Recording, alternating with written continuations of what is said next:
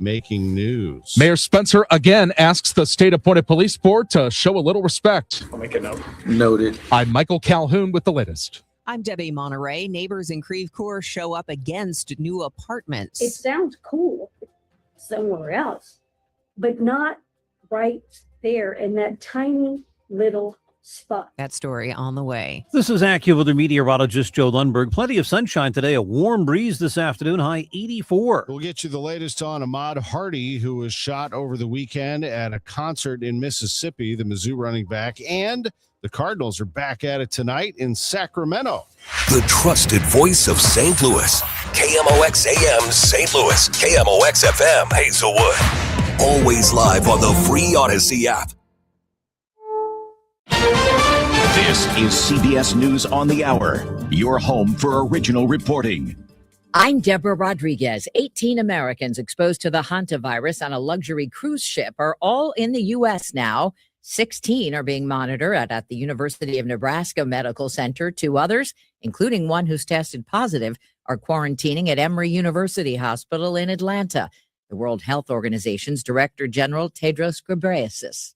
At the moment, there is no sign that we are seeing the start of a larger outbreak. CBS News Chief Medical Correspondent Dr. John LaPook. What is reassuring to me is not, I like that the WHO is saying it's not going to be the next pandemic. I like the CDC is saying it, but what I'm reassured by is the whole public health effort and the science. We understand the underlying science here. This is a virus that we know about. Experts say this week would be a peak window of contagion to others.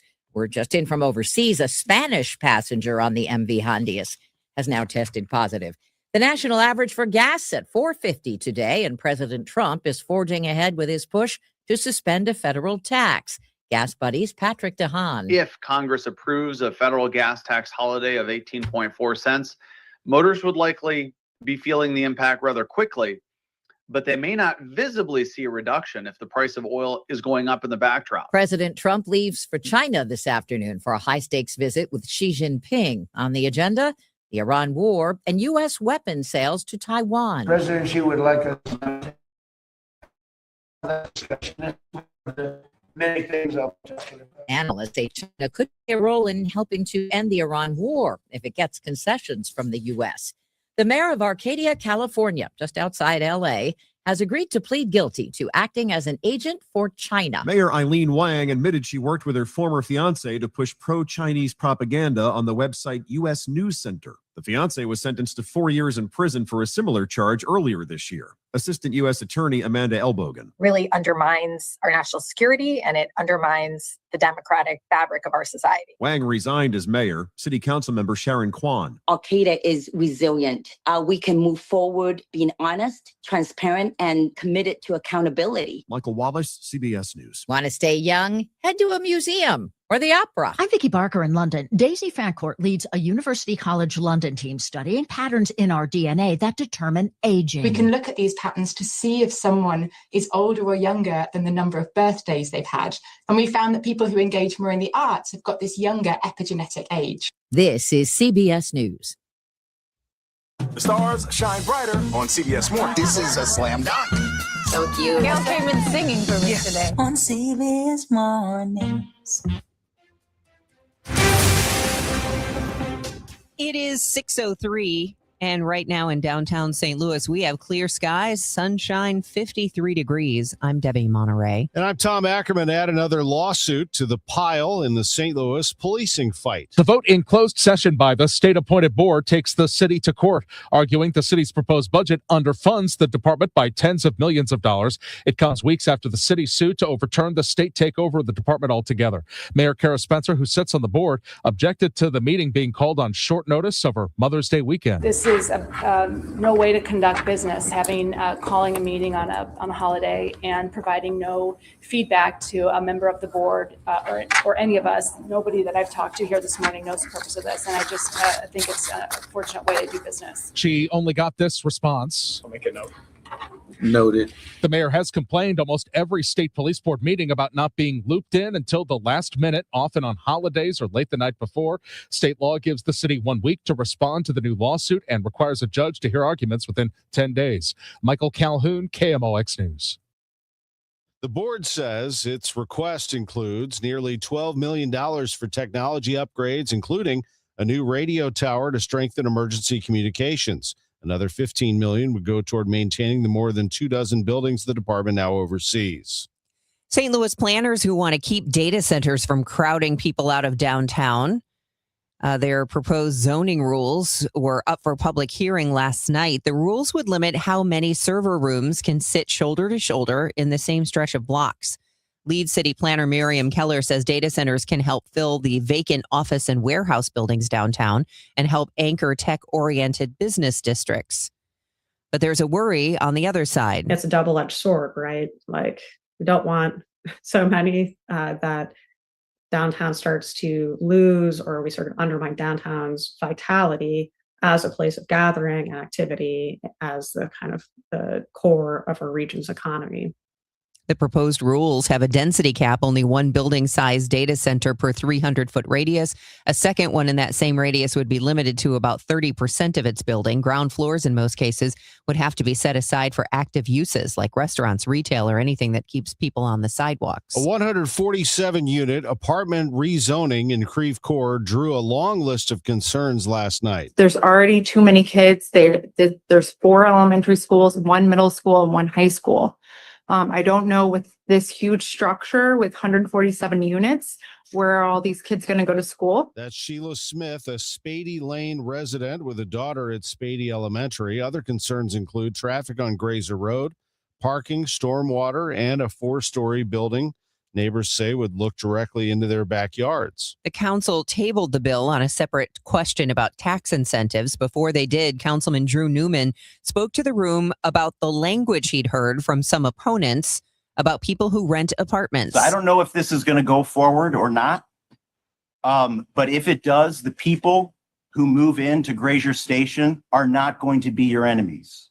They're going to be your neighbors. And I encourage you to welcome them with open arms. The bill will return once the developer submits its incentive request to the city. A St. Charles County housing nonprofit says Airbnbs are part of why young families can't find an affordable home to buy. Michelle Woods of Habitat for Humanity told the county council last night the county already lacks enough starter homes at moderate prices, and short-term rentals are making that worse. The concern is that short-term rentals take up residential properties, repurpose them into commercial.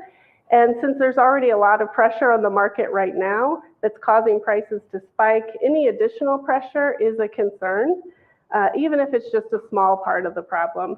The bill would require Airbnb or VRBO operators in unincorporated areas to register with St. Charles County. It would also cap occupancy at 2 guests per bedroom and keep rentals at least 600 feet apart. A vote could come 2 weeks from Monday. From the KMOX business desk, the demolition of the Millennium Hotel continues as the final tower is still standing. Demolition crews are erecting platforms that will slide up and down the exterior of the building in case any of it breaks free. Meanwhile, inside the hotel, the building is being taken apart from the top down. Pieces of the structure will be thrown down the elevator shaft and removed from ground level. Part of why explosives can't be used to take the tower down are the asbestos in the building and the close proximity to other buildings.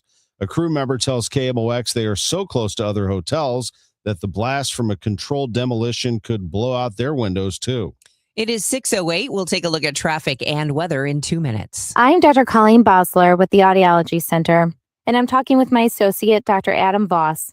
What happens to a person's brain when they ignore their hearing loss? There is such a strong connection between the ear and the brain. Ignoring your hearing loss can cause the brain to become lazy and the speech areas in the brain to shrink. This is partially why you can hear the words, but you cannot understand them. If a hearing loss goes untreated for too long, it may cause an irreversible change in the brain. It is incredibly important to have your hearing screened at 60 or older, or sooner if you're noticing difficulty. And the sooner someone treats their hearing loss, the better and quicker their brain will adapt to hearing sound again. Studies show that those who get hearing aids, even with a mild hearing loss, are much more successful hearing aid users as compared to those that wait longer. So call us today to get your comprehensive hearing evaluation with one of our doctors.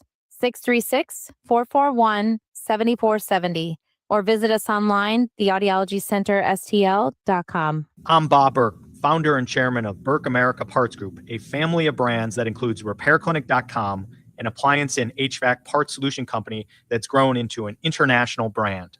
Before AmericanEagle.com, we partially launched a new technology platform developed by another firm. American Eagle helped take our technology to a whole new level with digital marketing, software development, and business insights into our key markets, appliances, HVAC, and outdoor power equipment, and did so both on time and on budget. AmericanEagle.com has the resources, experience, and talent needed to produce solutions. Our new technology platform, developed by AmericanEagle.com, has produced tremendous results with higher traffic, conversion, engagement, and online revenue. If you have any home repairs you need to take care of, check us out at RepairClinic.com. If you need a world-class website or technology project, then I would highly recommend AmericanEagle.com. Call AmericanEagle.com at 773-NETWORK. That's AmericanEagle.com, 773-NETWORK. This hour of Total Information AM is sponsored by Gamma Tree Experts. All right, 610, Roger Brand. What's the latest? Overhead Door Company of St. Louis Traffic Center. No, it's not bad out there, Tom. Pretty light traffic all the way around. I don't see any issues. I mean, it's getting a little busier. There's some folks hitting the highway, so we are starting to see a little bit of a slowdown northbound 55, south of 141 up to the Merrimack and the work zone there, and it's a little bit busy between Loughborough and Holly Hills after that. Northeast stuff here good. Headed up through Gravel, before Manchester, both ways around Ladue looks fine. 70 coming in from out west, Warrenton way. There's no issues there. On the Illinois side, westbound 64 through 159 in Fairview Heights, still on the go for you. And sounds like that crash. Well, I can't find any good news, but it was right around Gudermuth, westbound 364 in that area. Again, they've gone through and don't see any delays, so things are in good shape for you there. Next update at 6:20 from the Overhead Door Company of St. Louis Traffic Center. Glover here for my friends at Cantor Injury Law. Cantor is local, and we're here doing the work every day. We're right here in St. Louis, and we're ready to fight for you. CantorInjuryLaw.com or call 314-628-9999. The choice of a lawyer is an important decision and should not be solely based on advertisements. A good deal of sunshine today, breezy and quite warm this afternoon, high 84. It'll cloud up early tonight with a thunderstorm crossing the air. There can be some gusty winds and a downpour with any thunderstorm. Then it'll clear up late tonight, low 57. Sunshine returns tomorrow, a breezy, cooler but nice day, the high 75. Sunshine mixes with clouds later Thursday, the high 76. From the Saliga Heating and Cooling Weather Desk, I'm AccuWeather meteorologist Joe Lundberg on 104.1 FM KMOX. Sunny and 53 degrees right now in downtown St. Louis. It's 6:12, sports in 3 minutes. The body of the man who went into the pond at Spanish Pond Road in Spanish Lake Park has been found. St. Louis County Police report 64-year-old Savell Meeks was boating when he fell into the water and never resurfaced. Meeks' body was found yesterday morning before 10:30 a.m. This is the second drowning in the same lake in 2 weeks. 77-year-old Francis Black drowned after falling into the pond while fishing. Another 120 properties have been added to the list of tornado-damaged structures to be demolished by the city using money the state allocated for that purpose.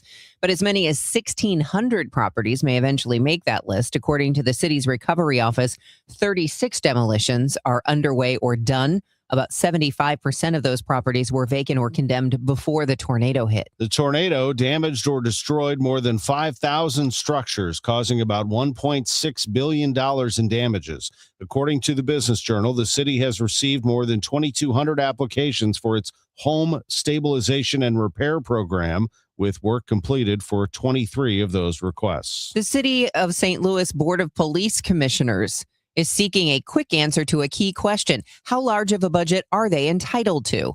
In a news release, the state-appointed board announced they voted in executive session to seek immediate guidance in calculating what the law empowering the board defines as the city's general revenue. The filing also asks a judge to make a determination on the $67 million gap between the board and City Hall with the current fiscal year's budget. The board believes other funds, such as the Ram settlement funds, should be counted as general revenue.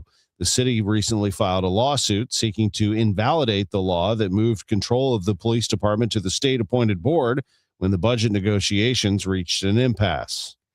With the World Cup just weeks away, Kansas City police are calling for backup from departments across Missouri. St. Charles County Police Chief Kurt Frizz briefed the county council last night on what the KCPD is asking for. Kansas City PD put out a statewide appeal to get officers because it's way beyond their scope of what they could do. Frizz says even with smaller crowd projections than past tournaments, the security risk remains high. St. Charles County is preparing to send officers in on 2-day rotations. Missouri running back Ahmad Hardy is in stable condition after being shot at a concert in Mississippi. Mizzou football announced in a statement that Hardy was shot early Sunday morning and underwent surgery for the gunshot wound later that day. Hardy earned first team AP All-American honors last season and was one of 3 finalists for the Doak Walker Award. He was considered by some to be a Heisman Trophy hopeful this coming season. Pete Thamel of ESPN reported yesterday that a source told him there is optimism that Hardy will play football again. How quickly he can return and the impact isn't known. He was alert and moving around and again said to be in stable condition. The Laurel, Mississippi Leader Call reported later in the day that the shooting happened at an outdoor concert at a bike club and 3 people of interest were in custody. Laurel Police Sergeant Macon Davis described the scene to the Leader Call as a melee. Cardinal baseball today at 8:40 p.m. The Cardinals are in Sacramento, California. That's where the Athletics play these days as they get ready to move to a new stadium in Las Vegas just off the Strip. As for the Cardinals, they are in second place in the National League Central, tied with the Brewers, 3.5 back of the Cubs. None of the NL Central teams played yesterday. The Cubs lead the division by 3.5 over the Cards and Brewers. The Pirates and Reds sit 5 back, all 5 teams over 500. In the Cardinals' case, they are 6 games over. The Pirates and Reds sit 3 games over. The Cardinals will be starting Andre Palante this evening, and we'll have the pregame at 7:45 with an 8:40 first pitch. Coming up in a half hour, we'll hear from MLB Network's Greg Amsinger, still feeling very positive about this team, and he is firm that the Cardinals will be a postseason contender all season for one of the wild card spots in the National League. Oddly enough, in the standings, I mentioned that all 5 teams in the NL Central have winning records.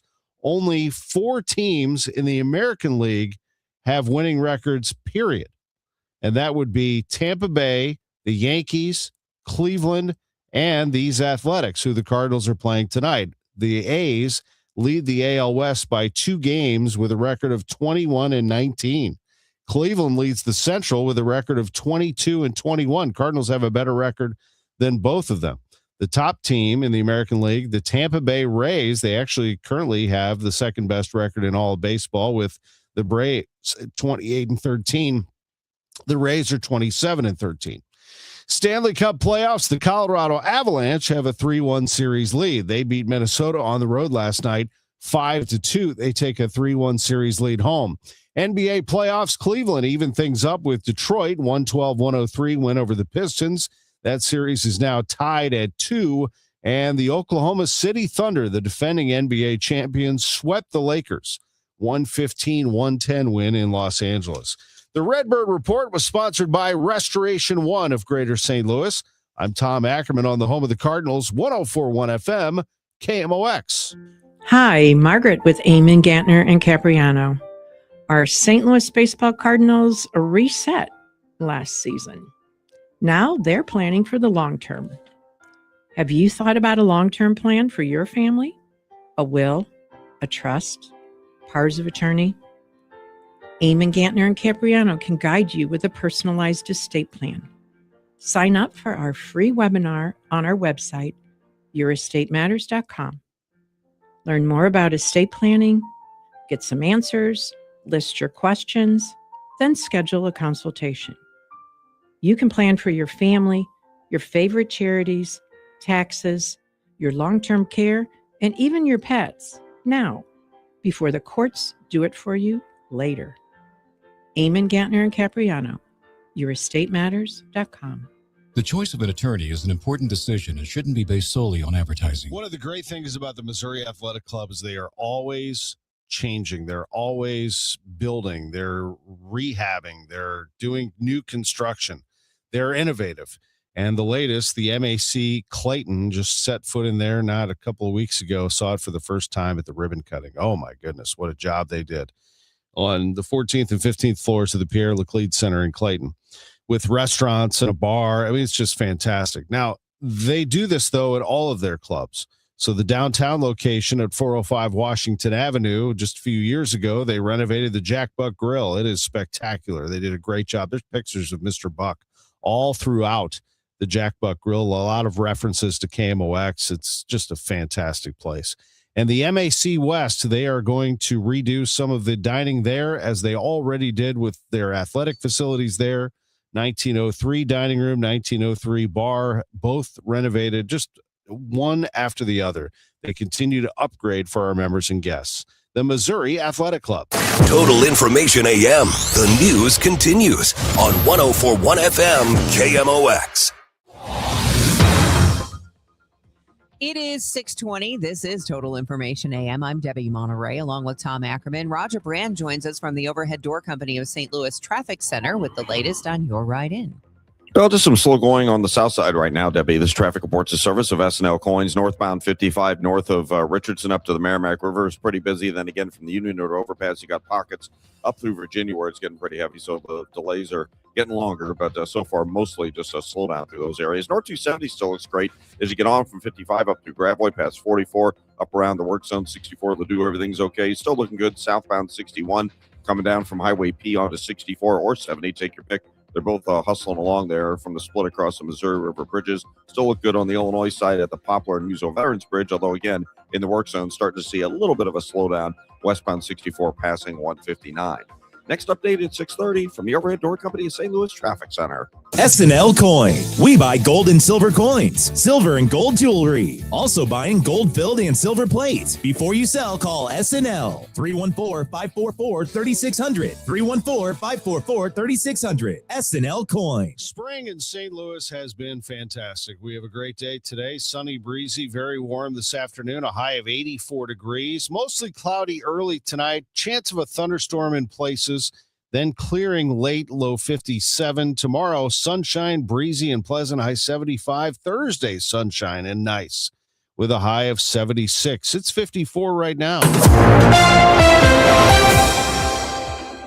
It is 6:21, and the news continues. A Lake St. Louis woman is accused of stealing more than $1.2 million from a St. Louis County company over about a 7-year period.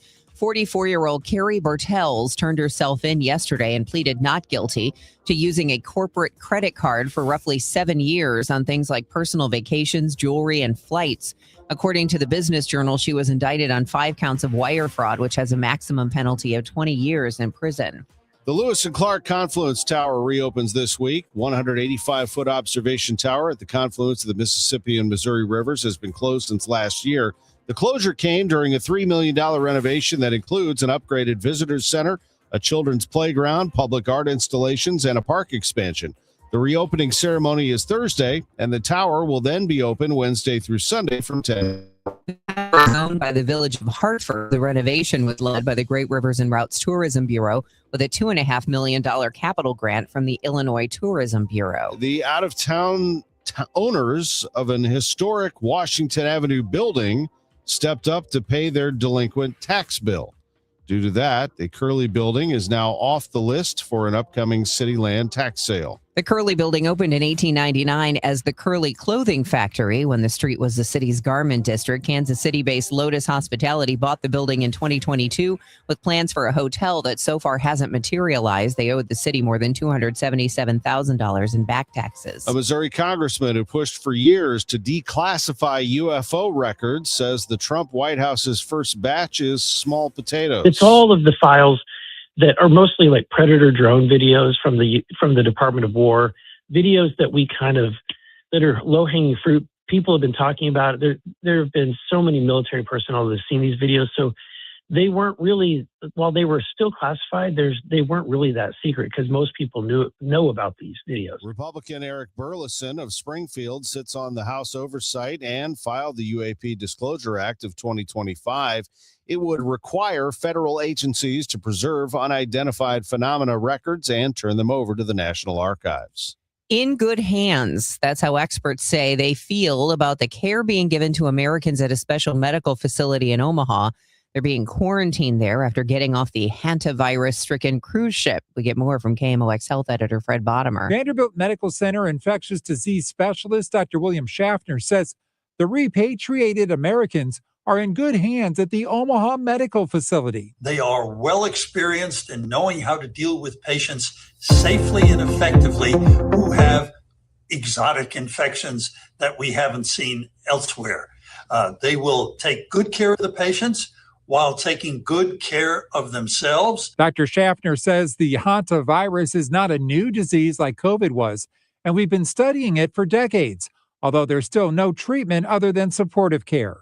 Fred Bottomer, KMOX News. A new art installation in Jefferson Barracks Park features a phone meant for people living with grief. The Wind Phone is located behind the Veterans Memorial Amphitheater and invites users to share a phone call with a loved one who has passed.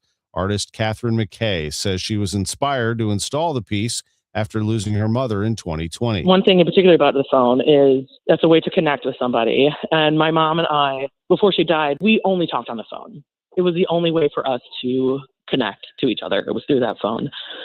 And especially during COVID, that's really the only way people could connect is to talk on the phone or FaceTime or, whatever. The Wind Phone overlooks the Mississippi River on a path in Jefferson Barracks located behind the Veterans Memorial Amphitheater. Missouri hunters harvest almost 45,500 birds during spring hunting season. The Department of Conservation says that number is less than 400 birds off of last year's harvest, but 6% higher than harvest dating back to 1998. The spring season started April 20th and ended yesterday, with Macon County coming in as the top harvest county in the state. It's 6:26. This time check is sponsored by Jerry Kelly Heating, Air Conditioning, Electrical, and Plumbing. It's time for a $98 AC tune-up. Confidence is knowing you're ready to handle whatever comes your way. That's what it feels like to take on your workday with Cintas.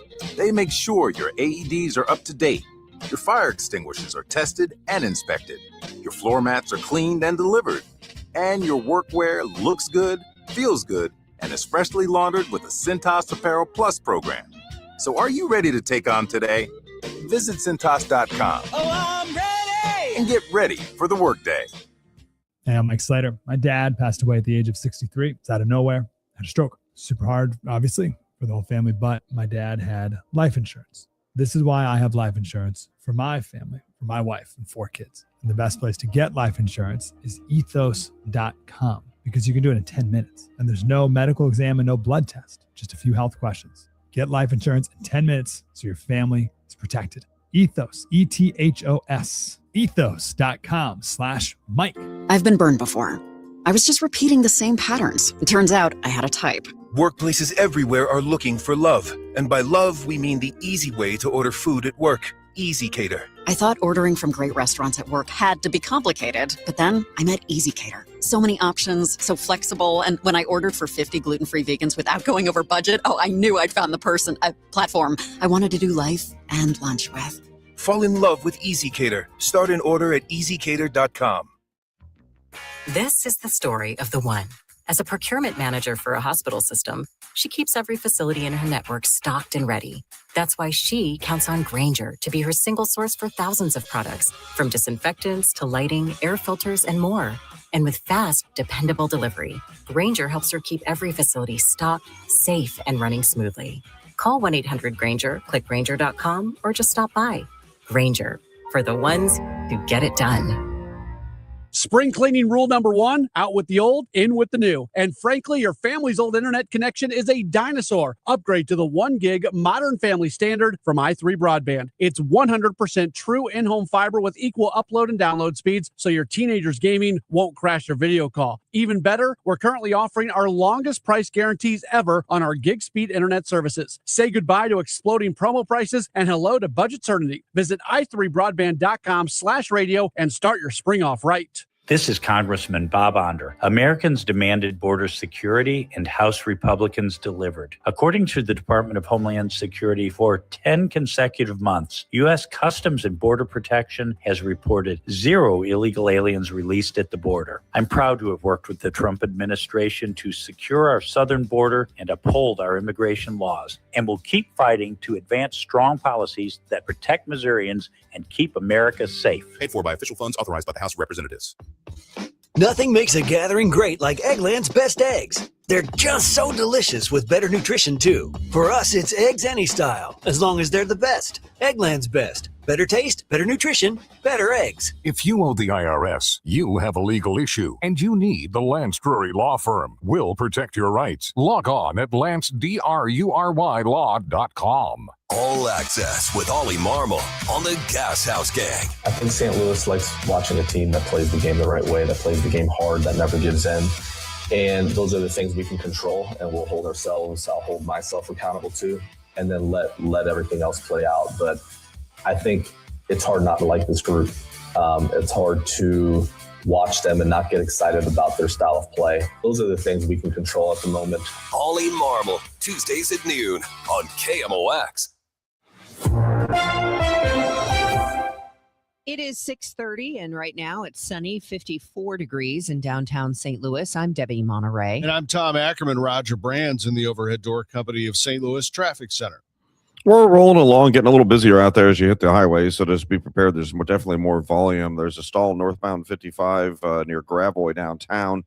Can't tell if it's blocking a traffic lane or not. I don't think it is, because traffic is in pretty good shape going through there. Now, you have the usual delays. North 55 is slow down north of Richardson up to the Merrimack, and it's bumper-to-bumper pockets north of Rivas now up through Virginia. So a lot more stop and go. The duration a little longer running through there. Eastbound Highway 30, Mauer to 270 are busy. North 270, slow north of Doherty Ferry up to Manchester, and then just briefly approaching 64. Starting to see that volume now. Southbound 61, south of P down on the crossover, getting on to 64, but 64 and 70 both look great out across the Missouri River bridges. And on the Illinois side, westbound 64 has that slowdown right now, both sides of 159, but still good to go across the bridges downtown. Next update at 6:40 from the Overhead Door Company of St. Louis Traffic Center. It's going to be a mostly sunny day with a high of 84 degrees. We could see a thunderstorm in places tonight with gusty winds and downpours, but it should clear out overnight. And more sunshine in store for tomorrow and Thursday, mid-70s both days. It's 54 out there right now. Add another lawsuit to the pile in the St. Louis policing fight. The vote in closed session by the state-appointed board takes the city to court, arguing the city's proposed budget underfunds the department by tens of millions of dollars. It comes weeks after the city's suit to overturn the state takeover of the department altogether. Mayor Kara Spencer, who sits on the board, objected to the meeting being called on short notice over Mother's Day weekend. This is no way to conduct business, calling a meeting on a holiday and providing no feedback to a member of the board or any of us. Nobody that I've talked to here this morning knows the purpose of this, and I just think it's a fortunate way to do business. She only got this response. I'll make a note. Noted. The mayor has complained almost every state police board meeting about not being looped in until the last minute, often on holidays or late the night before. State law gives the city 1 week to respond to the new lawsuit and requires a judge to hear arguments within 10 days. Michael Calhoun, KMOX News. The board says its request includes nearly $12 million for technology upgrades, including a new radio tower to strengthen emergency communications. Another $15 million would go toward maintaining the more than 24 buildings the department now oversees. Under rules now before the city of St. Louis, every data center would have to report just how high their utilities run. Katerina Mikalova oversees the Office of Building Performance at City Hall, which would administer the program. She presented at last night's public hearing. We are working on new regulation where we will require all data centers in the city to report all energy usage to us.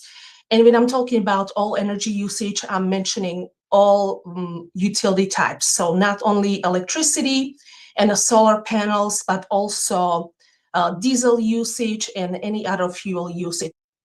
Water consumption and on-site electronic waste recycling would also be reported every year, and the numbers would have to be signed off on by a qualified third-party auditor. and it has teeth. The building commissioner could pull the occupancy permit of any data center that fails to file. The news is sponsored by Michael's Flooring Outlet, the flooring experts, michaelsflooringoutlet.com. It's 6:33, your Money Minute next.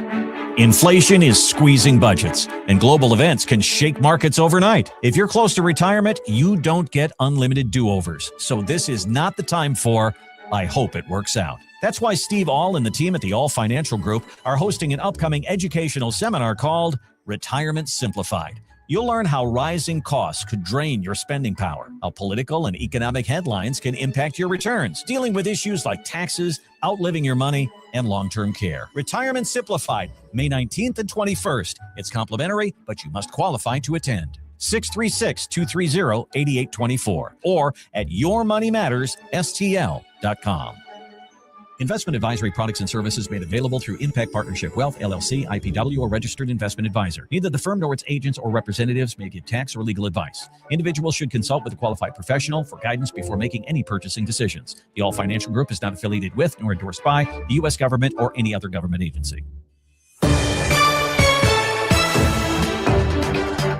It is 6:34 and time for Your Money Report. It's sponsored by Eamon, Gantner, and Capriano, elder law attorneys. This is the Bloomberg Money Minute. General Motors plans to cut hundreds of technology workers to clear the way to bring in staff with artificial intelligence skills. Sources tell us the layoffs will affect as many as 600 employees. The automaker has been working on a technology overhaul, adding more computing capabilities to its cars and using artificial intelligence in more of its operations. Checking on the markets, investors continue to assess the deadlock in the Middle East conflict. Stocks are seeing losses this morning after touching a record high yesterday. S&P futures are down 29 points, Dow futures falling 65. And comedian and media mogul Byron Allen is paying $120 million for a majority stake in online publisher BuzzFeed. BuzzFeed's businesses include the HuffPost, Tasty, and BuzzFeed Studios. The digital entertainment company says it's planning significant changes, including cost reductions, to prepare for the transition in ownership. Courtney Donahoe, Bloomberg Radio. Hey, your dog called and wanted me to remind you that Saturday is Bark in the Park at Tower Grove Park. That's right. It's one of the biggest events of the year for the Humane Society of Missouri. It's the 31st annual Bark in the Park, and it's Saturday at Tower Grove Park. So the morning kicks off with some dog yoga at 8. 8:30 is when Bark in the Park kicks off at 9 a.m. There's a no registration fee. So just come with your family and your dog. Now, there is a 5K run. There is a registration fee for that. That includes your Bark in the Park t-shirt. And then at 10, everybody can do the 1 mile walk through the park. There's going to be so much to do for you and your dog, including the Purina Incredible Dog Team.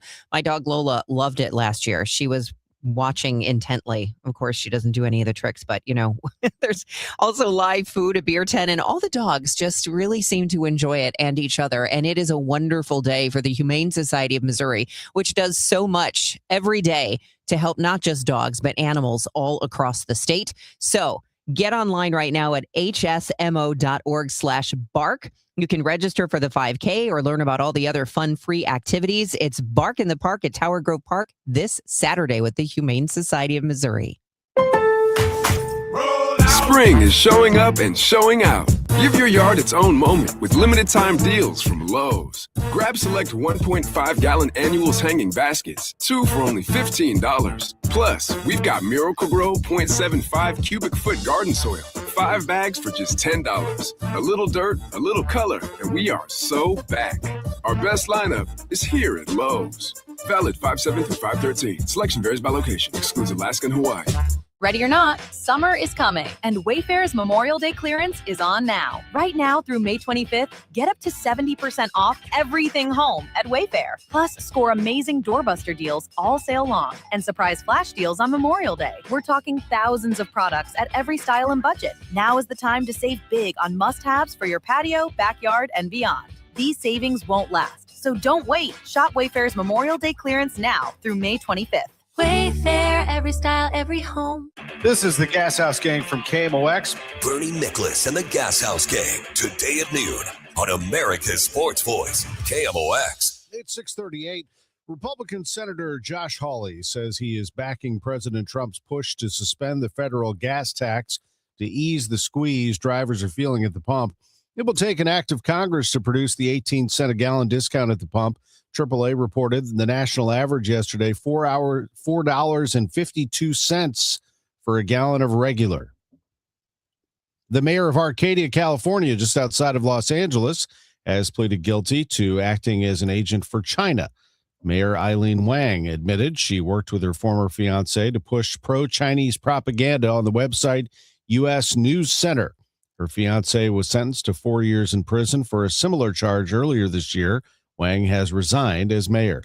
The maker of the learning platform Canvas says it paid off the hackers who attacked it last week. Thousands of colleges and K-12 schools use Canvas to manage their grades and assignments, and last week's shutdown disrupted final exams for many.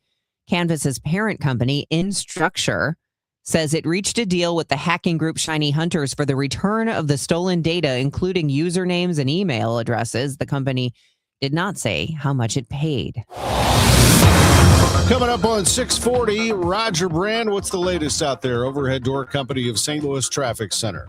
Well, just getting busier on the highways, Tom, but other than that, we're doing all right, all things considered. This traffic report's a service of Artistic Decks. That means northbound 55 now, north of Richardson up to the Merrimack. You've got slow going, barely slow. Butler Hill, Mattis, those right lanes, and then the stop-and-go pockets from about the Union Road overpass up to River de Pere, but still slow through Virginia. Northbound 270, let's call it north of 44, Big Bend area. There's a couple of slowdowns up toward Manchester and then briefly through 64. Eastbound 30, West Watson to 270 looks kind of busy now as well. Southbound 61, a couple of slowdowns coming down from Highway P onto 64 through Prospect. Once you clear that point, you're good to go all the way in through the Interbelt in Richmond Heights. Eastbound 70 looks great from really Warrenton all the way in across the Blanchette Bridge. No issues there. Downtown seeing a little bit of volume now on 5570 between 203 and Exchange. And, of course, 64 west of 50 through 159 is busier through the construction zone. Route 3 just kind of busy through Monsanto and 8th Street, both directions also. Next update at 6:50 from the Overhead Door Company of St. Louis Traffic Center. This Memorial Day, Artistic Decks is honoring the season with rollback pricing. Precision craftsmanship meets old school American value to help you save big. Quality you can trust. Call 314-280-0821. Artistic Decks, making dreams affordable. Time for us to get a check of the weather, which looks about perfect looking out the windows here, Studio B in downtown West. But let's turn to a professional who will have the official answer for us. That would be AccuWeather's Joe Lundberg. And Debbie, you're right. It's beautiful outside right now. We've got clear skies, sunshine, fairly light winds. That breeze will pick up and it will get warm today with that sunshine up to 84. There is a front that'll come charging through the area early tonight, and with it some clouds. Even a heavy gusty thunderstorm in parts of the area. Not everyone will get one, especially west and southwest of the city. I think there's going to be little or no rain out of this. Clears up behind the front late tonight. We'll get down to 57. A cooler day tomorrow, a breezy day, but beautiful with sunshine. The high 75. Sunshine mixed with cloud later Thursday. We get to 76. Partly sunny Friday. Watch out for a thunderstorm, though, the high 86. Then I think some shower and thunderstorm activity is going to become more likely Friday night and into Saturday. Saturday's high going to feel a little bit more humid at 83. 56 at St. Peter's, 56 in Florissant, sunshine 59 downtown at the Arch. From the Saliga Heating and Cooling Weather Desk, I'm AccuWeather meteorologist Joe Lundberg on 104.1 FM, KMOX. Thank you, Joe. It's 6:42. President Trump says he wants to suspend the federal gas tax as Americans continue to feel the impact of soaring fuel prices tied to the war with Iran. At the same time, the White House says military and economic pressure on Tehran remains in place as the ceasefire appears increasingly fragile. CBS News senior White House and political correspondent Ed O'Keefe has more on the administration's strategy moving forward. Military options remain. President and other top officials have alluded to that. The Pentagon made clear that a key submarine has surfaced and is, let's just say, available for usage. And now in the Mediterranean Sea, a signal to Iran that as a ballistic submarine surfaces, that the military options remain. The Supreme Court is allowing women to get mifepristone at pharmacies or through the mail without an in-person visit to a doctor, as the justices consider whether or not to allow restrictions on the drug. The move prevents restrictions on the widely used abortion pill from taking effect for the time being. Here's Loyola Law Professor Lori Levinson. The courts down below issued what we would say a nationwide injunction, barring the sale of mifepristone by telehealth. And before this, the Supreme Court has said that the court should not use these types of national injunction. So that's a procedural issue. A personalized vaccine shows promise against an aggressive and incurable brain cancer. In an early clinical trial, participants with glioblastoma had increased immune response and slowed tumor progression after receiving a vaccine. Dr. Albert Kim at the Siteman Cancer Center in St. Louis says this is very exciting. One long-term survivor remains recurrence-free nearly 5 years later. And in the next few iterations of this, I think we're going to see some big benefits for these cancer patients. Dr. Kim says the vaccine is safe for these patients. Jennifer Kuiper, CBS News. Texas is accusing Netflix of spying on its customers. State Attorney General Ken Paxton has filed a lawsuit claiming Netflix collects its users' data without consent and sells it to commercial data brokers and advertising technology companies for billions of dollars a year. The suit also claims Netflix creates addictive features that keep users, including children, on the platform, like automatically playing a new show when one ends. In a statement, Netflix says it takes its members' privacy seriously and claims the lawsuit lacks merit. Michael Wallace, CBS News. The Fountain of Youth could be in your local museum or concert hall. I'm Vicki Barker in London. Daisy Fancourt leads a University College London team studying patterns in our DNA that determine aging. We can look at these patterns to see if someone is older or younger than the number of birthdays they've had. And we found that people who engage more in the arts have got this younger epigenetic age. Engaging in the arts can mean anything from visiting a museum to taking a pottery class. What is not clear, whether it's the art that slows our aging process or the joy we can get by engaging with it. Vicki Barker, CBS News, London.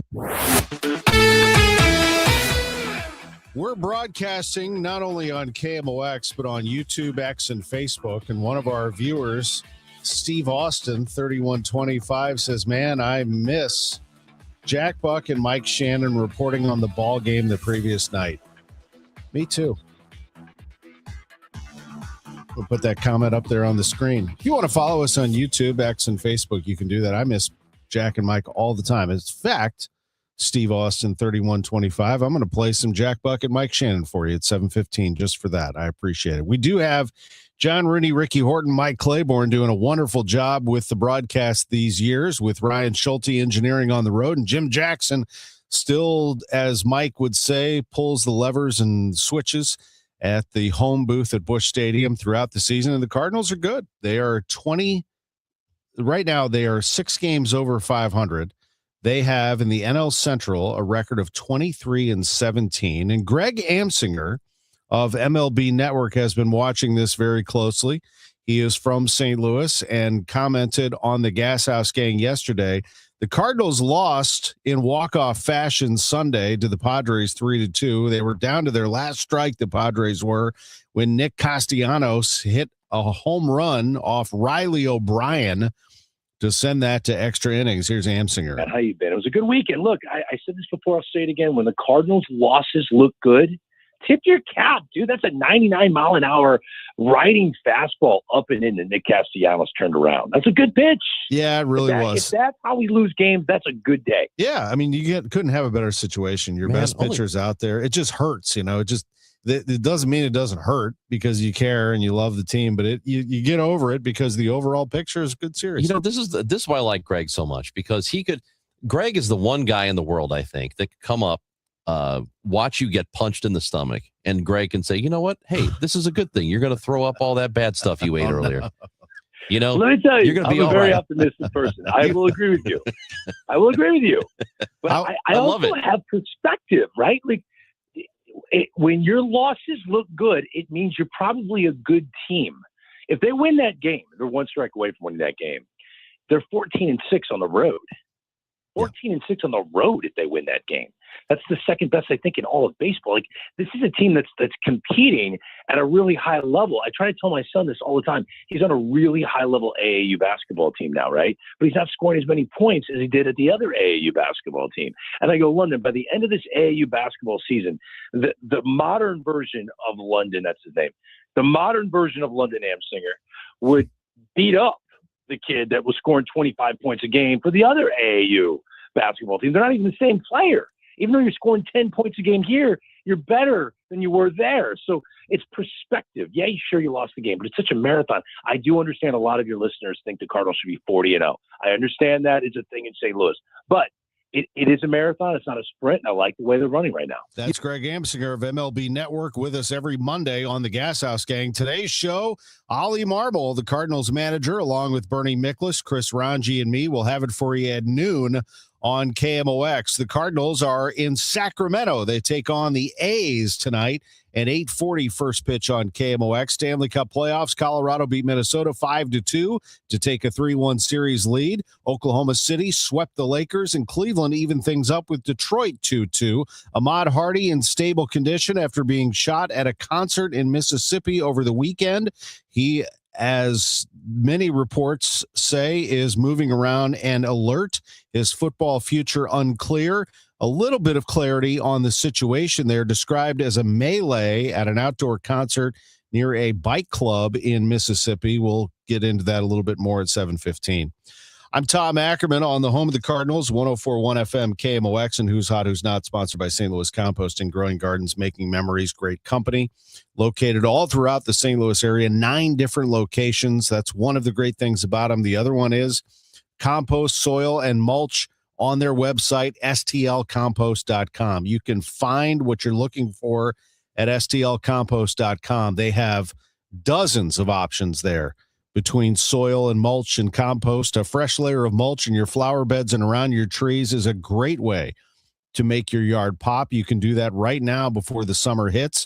We all felt that brutal Missouri drought last summer, and top dressing right now makes your lawn significantly more drought resistant, a healthier yard, and a lower water bill this year, quite honestly. It is St. Louis Composting, stlcompost.com, growing gardens, making memories. Mizzou football will be here before you know it. Join us for the 100th anniversary of Memorial Stadium with season tickets. Join the season ticket waitlist at mutigers.com/FB waitlist and get ready to lock in tickets for 2026. The home schedule is highlighted by games against Florida, Texas A&M, Texas, Kentucky, and Oklahoma. Don't wait to reserve your spot. Join the waitlist at mutigers.com/FB waitlist. MIZ. On Saturday, May 16th, join KMOX and Grassroots Redeeming Love in commemorating 1 year since the historic EF3 tornado that devastated North St. Louis with a short morning of service. Volunteers will meet in the Kingsway East neighborhood from 9 to 11 to help clear tree limbs and trash. If interested in RSVPing for the cleanup or interested in donating to the effort, go to KMOX.com/events for more information. Broadcasting from the Scott Credit Union Studio, 104.1 FM KMOX. Total Information AM on 104.1 FM KMOX. 6:51 and time for us to check in with Roger Brand, who's in the Overhead Door Company of St. Louis Traffic Center. Well, we're doing all right out there so far, Debbie. I mean, the most recent thing we had was a stall westbound 64 at 270, so not too much to worry about as far as incidents go. It's just volume and work zone. So northbound 55, you've got slow traffic running up through Imperial. There's also slow traffic north of Richardson up to the Merrimack. The right lane's a little busy, Butler Hill backed up pretty solidly from Bayless up to River Pair, slow past Virginia after that. Now north 270 starting to bog down north 55 through Gravois.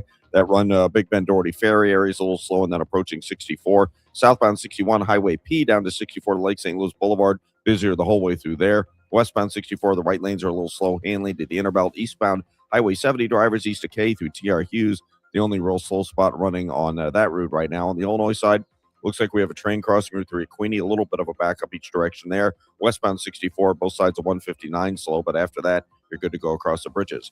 Next update at 6:58 from the Overhead Door Company of St. Louis Traffic Center. It's time for a $98 AC tune-up. Honey, I found the one. Oh, I thought I was the one. Oh, you are, but this one's certified, background check, shows up on time, and can install all the ceiling fans. Heating, cooling, electrical, and plumbing. Trusted pros who do it right. Mostly sunny, breezy, very warm this afternoon, high 84. Cloudy tonight with a thunderstorm in places, low 57. Tomorrow, plenty of sunshine, breezy and pleasant, a high of 75 degrees. Bright sun in downtown St. Louis. It's 55 at the Arch.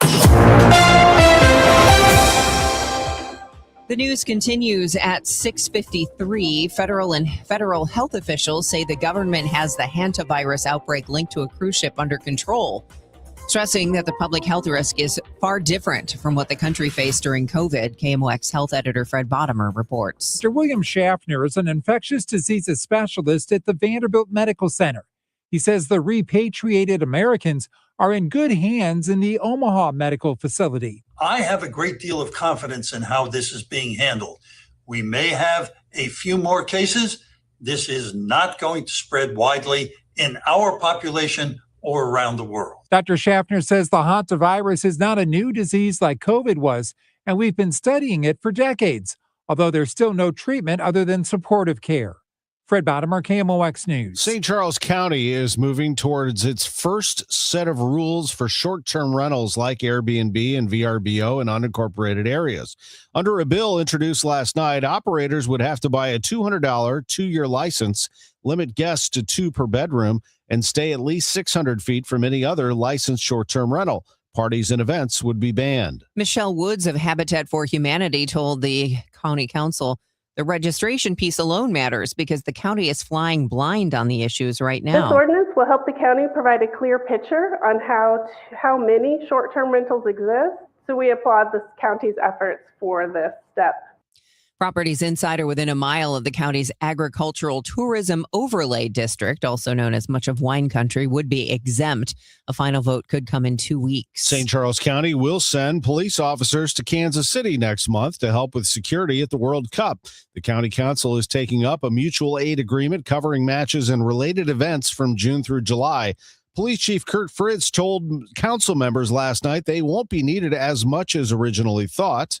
Our commitment that we're looking at is no more than 2 days at a time and probably sending 2 officers over there at a time. Fritz says the cost will be fully reimbursed by the federal government through the state.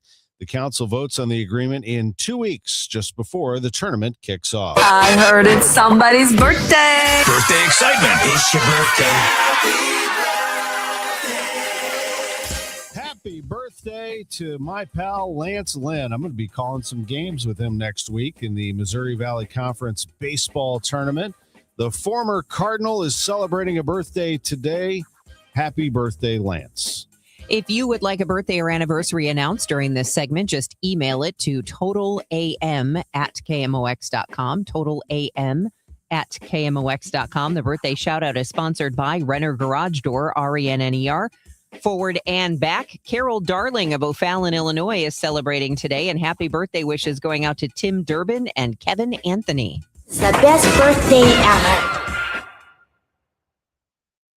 Okay, this is a really wonderful idea, and you're going to need to write down a phone number. So I'm just warning you in advance to get out a piece of paper and a pen or jot this number down in your phone because it's for something called Freedom Care. Because there is a crisis in home health care right now. At-home caregivers are in very short supply. Families are stretched thin trying to take care of a loved one. But did you know that Freedom Care through Medicaid lets your family choose a trusted friend or relative as a caregiver? Someone who already knows your loved one and knows your loved one's routines. Now, this can be help with meals, medication, bathing, mobility, all while getting paid. Sometimes daily, and there's no long wait lists or rotating strangers in and out of the house. It is 100% free to you. Freedom Care handles the paperwork, the training, the payroll, and the support so caregivers can focus on caring and getting paid. 314-947-5139 is the number for Freedom Care. 314-947-5139. Get paid to care for a loved one. You're already caring for someone with Medicaid or you're ready to help, call Freedom Care at 314-947-5139. This is Matt Pauley inviting you to join me for Building Community with Busey Bank Beyond the Game. This week we talk with a former pro soccer player who's now making an impact on kids in St. Louis, the Bosnian community, and young City SC players during the Redbird Rush Hour, sponsored by Busey Bank. I'm John Morgan of Morgan & Morgan. We recently received a call from an injured person. The insurance company had offered them $11,000. We took the case over and got more than $2 million in court. Morgan & Morgan. Visit forthepeople.com for an office near you. Carpal tunnel syndrome, heart failure that doesn't improve with common medicines. These are some signs and symptoms associated with ATTR-CM, or the cardiomyopathy of ATTR amyloidosis, a serious heart condition with symptoms that get worse over time.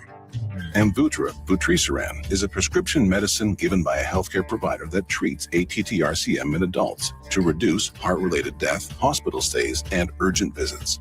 In a clinical study, Amvuttra was proven to help people live longer and have fewer heart-related hospital stays and urgent visits over 3 years compared to placebo. Amvuttra lowers the amount of vitamin A in your blood, which can affect vision. Other side effects include pain in the arms or legs, pain in the joints, and shortness of breath. These are not all the possible side effects of Amvuttra. For prescribing information, call 1-833-256-2748 or learn more at amvuttra.com. Ask your doctor about Amvuttra for ATTR-CM. 6:59, Roger Brand, Overhead Door Company of St. Louis Traffic Center. Well, Tom, if you're traveling up 55, you got slow traffic north of Richardson up through the Merrimack River Bridge, the right lane's Butler Hill up to 270 or bogged down. Then you have heavier stuff from about Bayless up through Virginia. North 270 is your ramp on from 55 through Gravois, typically slow, and then north of Big Bend up through Manchester, another slowdown. Clayton Road up to 64. Southbound 61, a couple of heavy spots from Highway P down onto 64 to Lake St. Louis Boulevard, but after that, you're good to go. Gravois at Valcourt, we have an injury crash over in Afton. Emergency crews on the scene there. On the Illinois side, westbound 64 west of 50 through 159 is heavy and still busy on Route 3, Queenie up through 8th Street. Next update at 7:10 from the Overhead Door Company of St. Louis Traffic Center. News, talk, cards. KMOX AM St. Louis. KMOX FM Hazelwood. Always live on the free Odyssey app. This is CBS News on the Hour, your home for original reporting. I'm Deborah Rodriguez. New questions about the 18 American passengers who've returned to the U.S. from the hantavirus-infected cruise ship. 16 are being monitored at the University of Nebraska Medical Center, where Dr. Michael Wadman oversees the National Quarantine Unit. Each quarantined individual is in a private room. They do have access to technology. They can, conduct, phone conversations, but there's no intermingling of any of the quarantined individuals. 2 others, including one who's tested positive, are at Emory University Hospital in Atlanta. As for worries the outbreak could become COVID 2.0, CBS News Medical Director Dr. Celine Gounder. It is less infectious. COVID was airborne. Most of the transmissions with hantavirus are direct, intimate contact. Spain's health ministry says a Spanish passenger has now tested positive. Wartime gas prices down a couple of pennies today, but no bargain at a national average of $4.50 a gallon. President Trump is still pushing for a tax break. CBS's Nancy Cordes at the White House. I think the president is 100% right. Within hours, Missouri Republican Josh Hawley introduced a Senate bill that would pause the 18-cent per gallon federal gas tax for 3 months, with the option to extend the pause another 3 months. The mayor of Arcadia, California, has agreed to plead guilty and resign after she was accused of acting as a foreign agent for China. Eileen Wang's former fiance was sentenced to 4 years in prison for a similar charge. Arcadia City Councilwoman Sharon Kwan. Unfortunately, I think this has damaged public confidence, but I also believe Arcadia is resilient. We can move forward being honest, transparent, and, committed to accountability. Britain's prime minister defying calls for his resignation from within his own party. I'm Vicky Barker in London. Keir Starmer has just told his cabinet he will not step down. But after last week's disastrous local election results, it is now time to go. More than 70 Labour Party lawmakers like this one have now called on him to step aside. And those who oppose his resignation, things may only get worse if there's a change at the top. Hardly a ringing endorsement of a prime minister widely seen to have been ineffective at best. Strike Force 5 back together again. Please welcome back to the Late Show, Jimmy Kimmel, Seth Meyers, John Oliver, and Jimmy Fallon. A week before his own show fades to black, fellow late night talkers rallied around Stephen Colbert. NBC's Jimmy Fallon even offered him a fill-in gig. Anytime you want to come on, when would be helpful to you? This is CBS News. Join Adriana Diaz and Kelly O'Grady for the perfect start to your weekend. Ease into your Saturday with CBS Saturday Morning on CBS and streaming on Paramount+. I move mountains for a living. Literally. That means I don't carry hand lotion, and when it comes to serious heartburn, I don't mess around with anything but Rolaids. Rolaids' dual-active formula has calcium carbonate and magnesium hydroxide that relieves heartburn fast. Yeah, you heard right. 2 actives for that powerful relief. And the best part? The roll fits right here in my pocket, so I can get back to moving mountains. Rolade spells powerful relief. Use as directed. Keep out of reach of children. Ready or not, summer is coming, and Wayfair's Memorial Day clearance is on now. Right now through May 25th, get up to 70% off everything home at Wayfair. Plus, score amazing doorbuster deals all sale long and surprise flash deals on Memorial Day. We're talking thousands of products at every style and budget. Now is the time to save big on must-haves for your patio, backyard, and beyond. These savings won't last, so don't wait. Shop Wayfair's Memorial Day clearance now through May 25th. Wayfair, every style, every home. It is 7:04, and we have sunshine, 56 degrees in downtown St. Louis. I'm Debbie Monterrey. And I'm Tom Ackerman. We'll get you the full forecast in just about 5 minutes, and it's a good one here in St. Louis. From AccuWeather's Joe Lundberg. The long fight over St. Louis police funding has a new lawsuit. The state-appointed Board of Police Commissioners went to court claiming the city's proposed budget shortchanges the department by tens of millions of dollars. Under a 2025 state law, St. Louis has to dedicate 23% of its general revenue to policing this year. The board says that calculation should include the $250 million Rams settlement and $153 million in reserves. Spending that, putting the police allocation at $256 million. City officials pegged the requirement out of ongoing revenue at $189 million. The board wants a judge to rule within weeks. Meantime, Mayor Spencer says the governor-appointed board members need to stop notifying her of these things either at 10 p.m. the night before or, in this case, on a holiday that she was celebrating. Mr. Graville, I received notice yesterday on Mother's Day that we were having a meeting today. As I mentioned in my text and to my call to you, I had several obligations planned today. As the mayor of the city of St. Louis, I requested a phone call, an explanation from you or Mr. Tully. Nobody could provide any level of explanation, and I did not receive a phone call back. Am I one of your clients, Mr. Graville? The board is. The response? I'll make a note. Noted. Michael Calhoun, KMOX News. Board says the department is currently operating about 300 officers below authorized strength and wants the money for more competitive pay. Its budget also calls for millions more on patrol vehicles, less lethal equipment, and upgrades to the 911 communication system. St. Louis City is rolling out a new set of zoning rules for data centers, but the data center already approved for the old famous bar warehouse near downtown won't have to follow them. Lead city planner Miriam Kelly addressed the question directly last night. I know probably a question on folks' minds is, will any of these things apply to the data center in the famous bar building? Kind of a truism in zoning policy is that anything sort of applied for and approved prior to regulations being in place, those regulations cannot then apply to that applicant. There is one exception. If the famous bar facility physically expands or jumps into a higher power classification, then the new rules would kick in. If a project does not fit, the answer is no every time. Your duty is to say no until the appropriate project becomes available. That's one of the residents last night urging Creve Coeur to reject a 147-unit apartment proposal at Olive and Grazer. The council ultimately tabled it on a question about tax incentives, but several council members used their floor time on something else, what they'd heard from opponents in emails and at the prior meeting about apartment renters. Councilman Drew Newman. I did notice a pattern, though, in a lot of the comments, not tonight, but in the previous meeting and in those emails. And it gave this feeling of us versus them, homeowners versus apartment renters.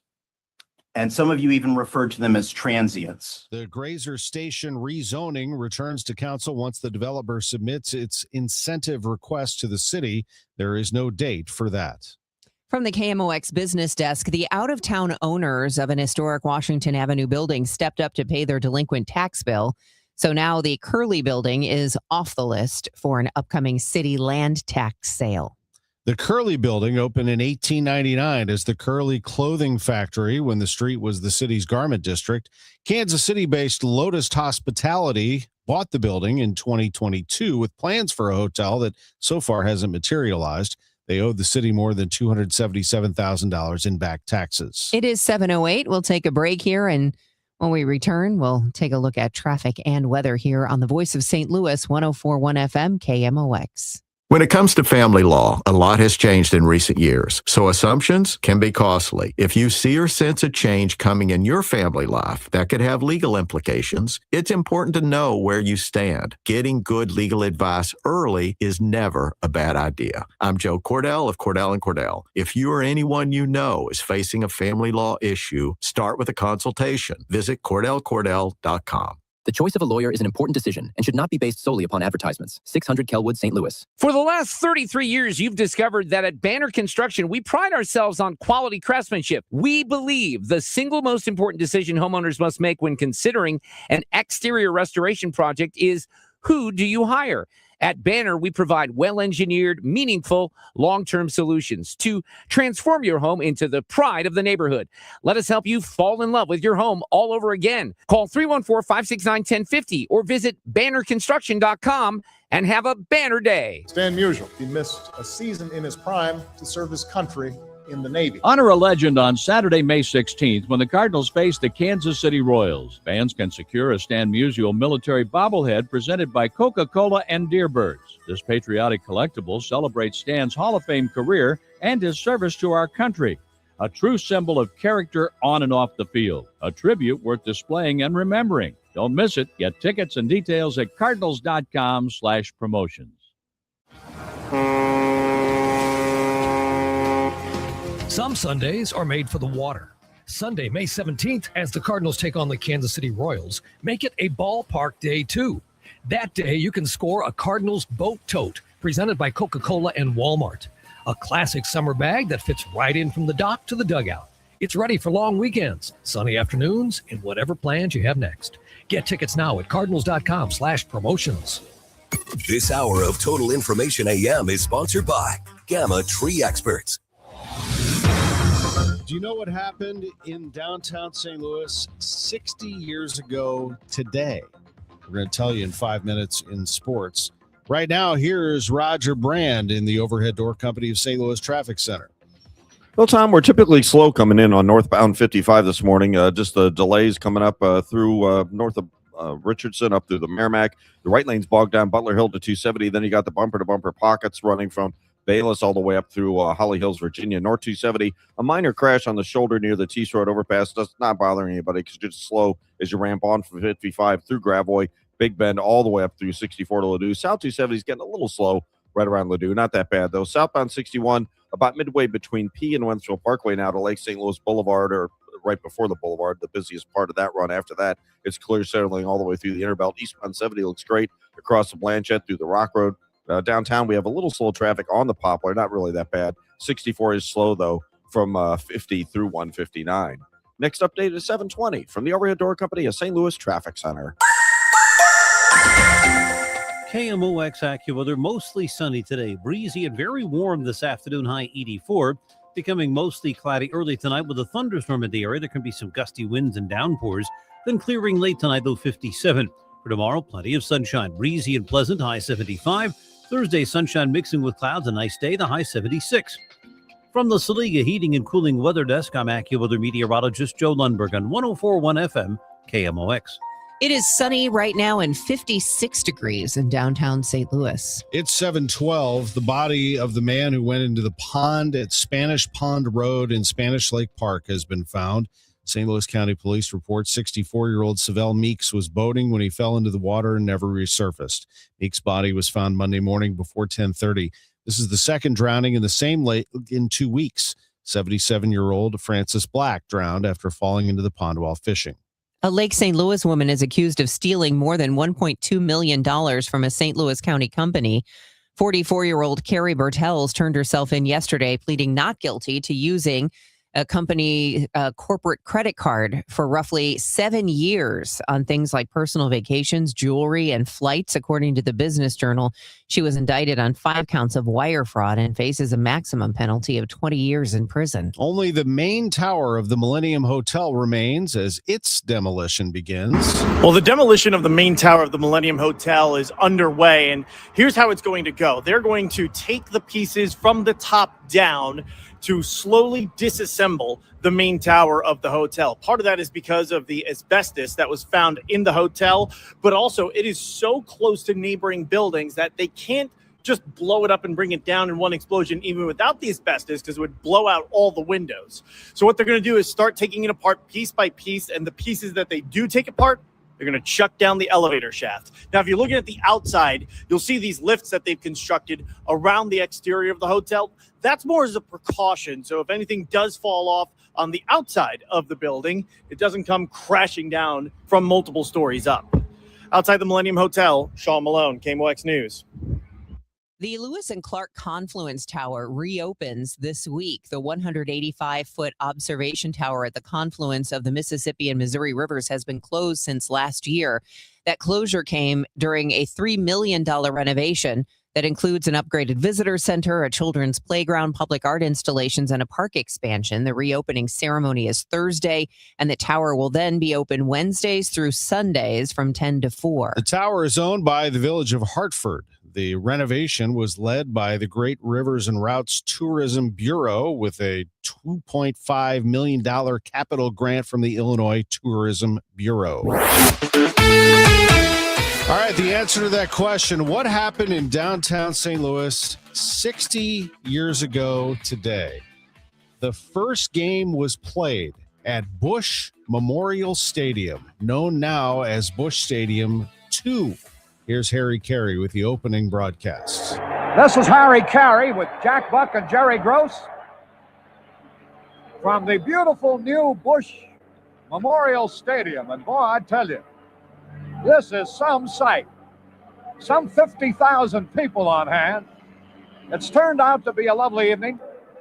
Believe you me, if you're not here this evening, you're in for some treat when you do come.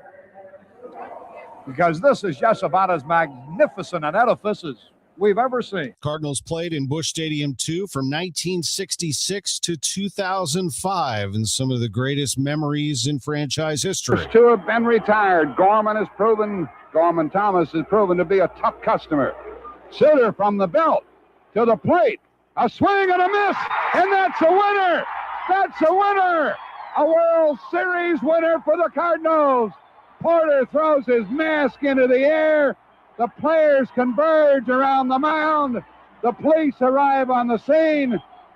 The canine patrol and the mounted patrol. Some fans manage to get on the field, but they needn't do that, and they won't be out there very long. The Cardinals have won the game 6-3.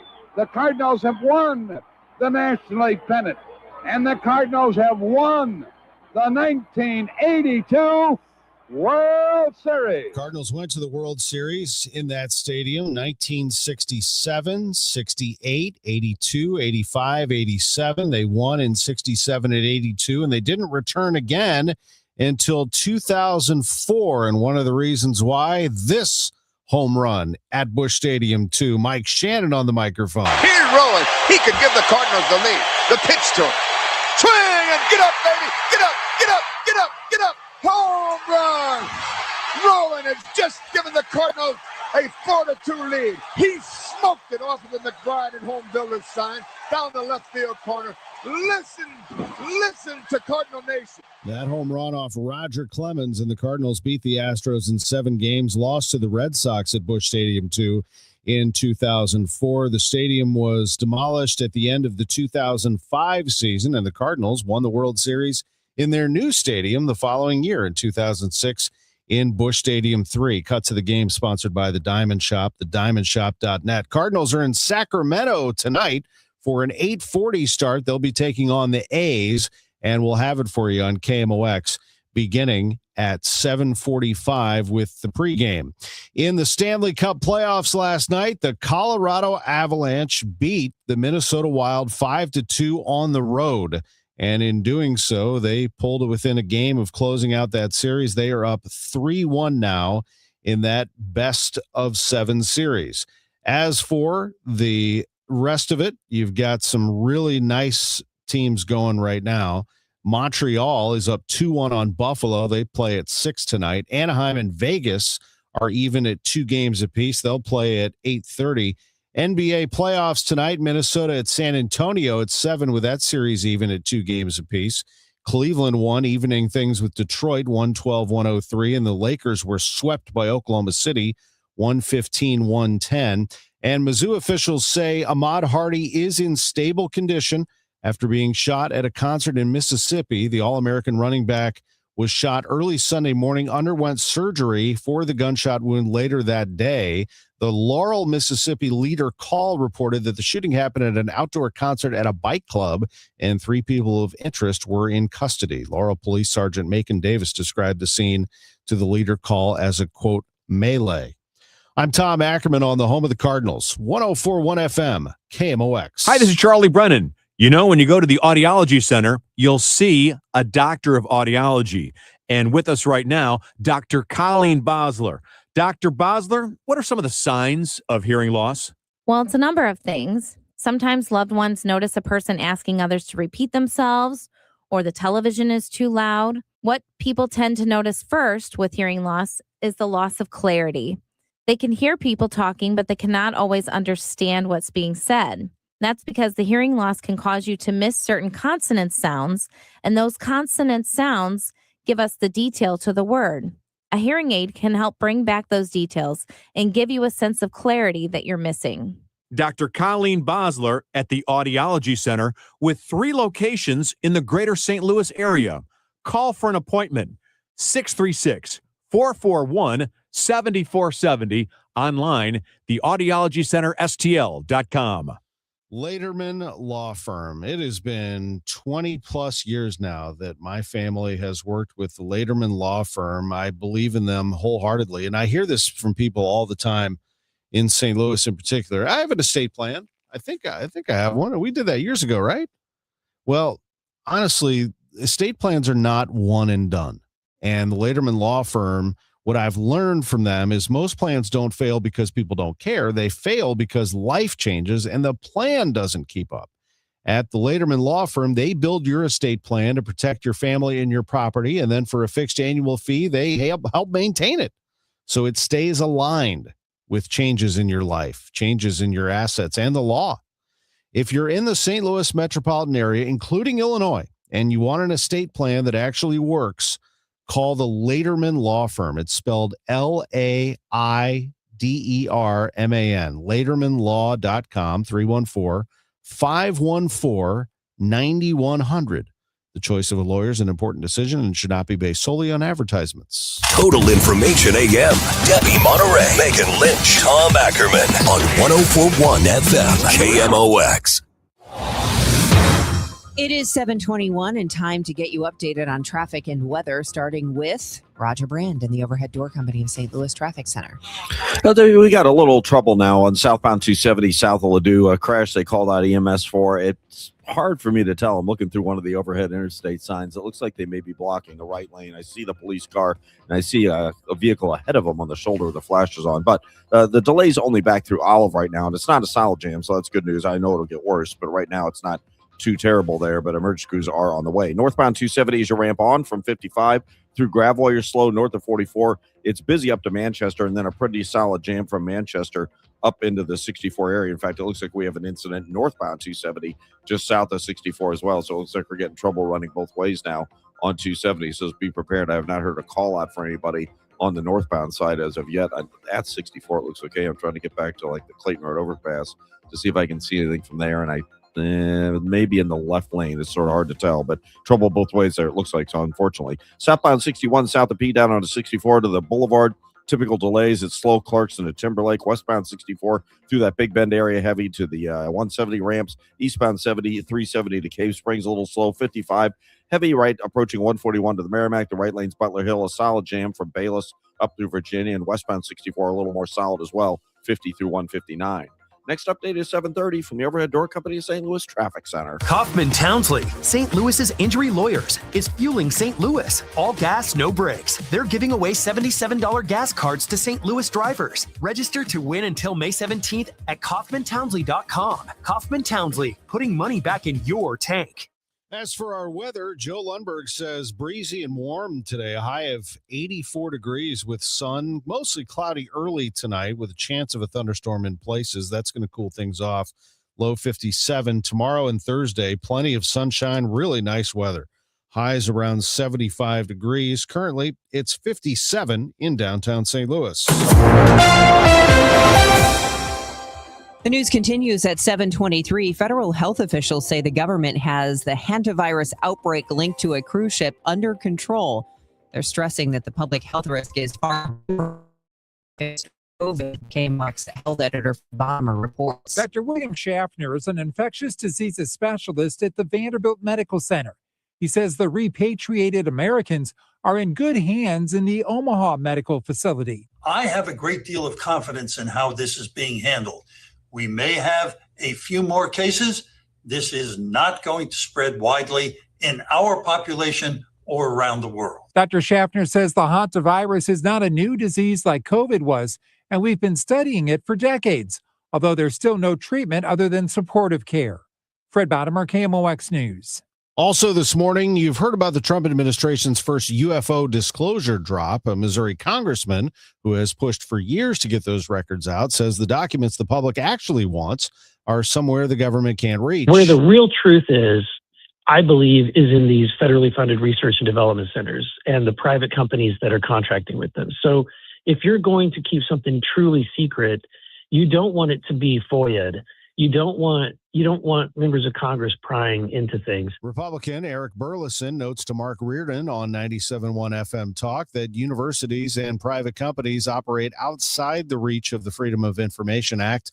Burleson sits on the House Oversight Committee and has been pushing UAP disclosure legislation this year. The St. Louis City Board of Police Commissioners is seeking a quick answer to a key question. How large of a budget are they entitled to? In a news release, the state-appointed board announced they voted in executive session to seek immediate guidance in calculating what the law empowering the board defines as the city's general revenue. The filing also asks a judge make a determination on the $67 million gap between the board and City Hall with the current fiscal year's budget. The board believes other funds, such as the RAM settlement funds, should be counted as general revenue. The city recently filed a lawsuit seeking to invalidate the law that moved control of the police department to the state-appointed board when the budget negotiations reached an impasse. Another 120 properties have been added to the list of tornado-damaged structures to be demolished by the city using money the state allocated for that purpose. But as many as 1,600 properties may eventually make that list. According to the city's recovery office, 36 demolitions are underway or done. About 75% of those properties were vacant or condemned before the tornado hit. The tornado damaged or destroyed more than 5,000 structures, causing about $1.6 billion in damages. According to the Business Journal, the city has received more than 2,200 applications for its home stabilization and repair program, with work completed for 23 of those requests. A St. Charles County housing nonprofit says Airbnbs are part of why young families can't afford to buy a home. Michelle Woods with Habitat for Humanity told the county council last night St. Charles County already lacks enough starter homes at moderate prices, and short-term rentals are making that worse. The concern is that short-term rentals take up residential properties, repurpose them into commercial, and since there's already a lot of pressure on the market right now that's causing prices to spike, any additional pressure is a concern, even if it's just a small part of the problem.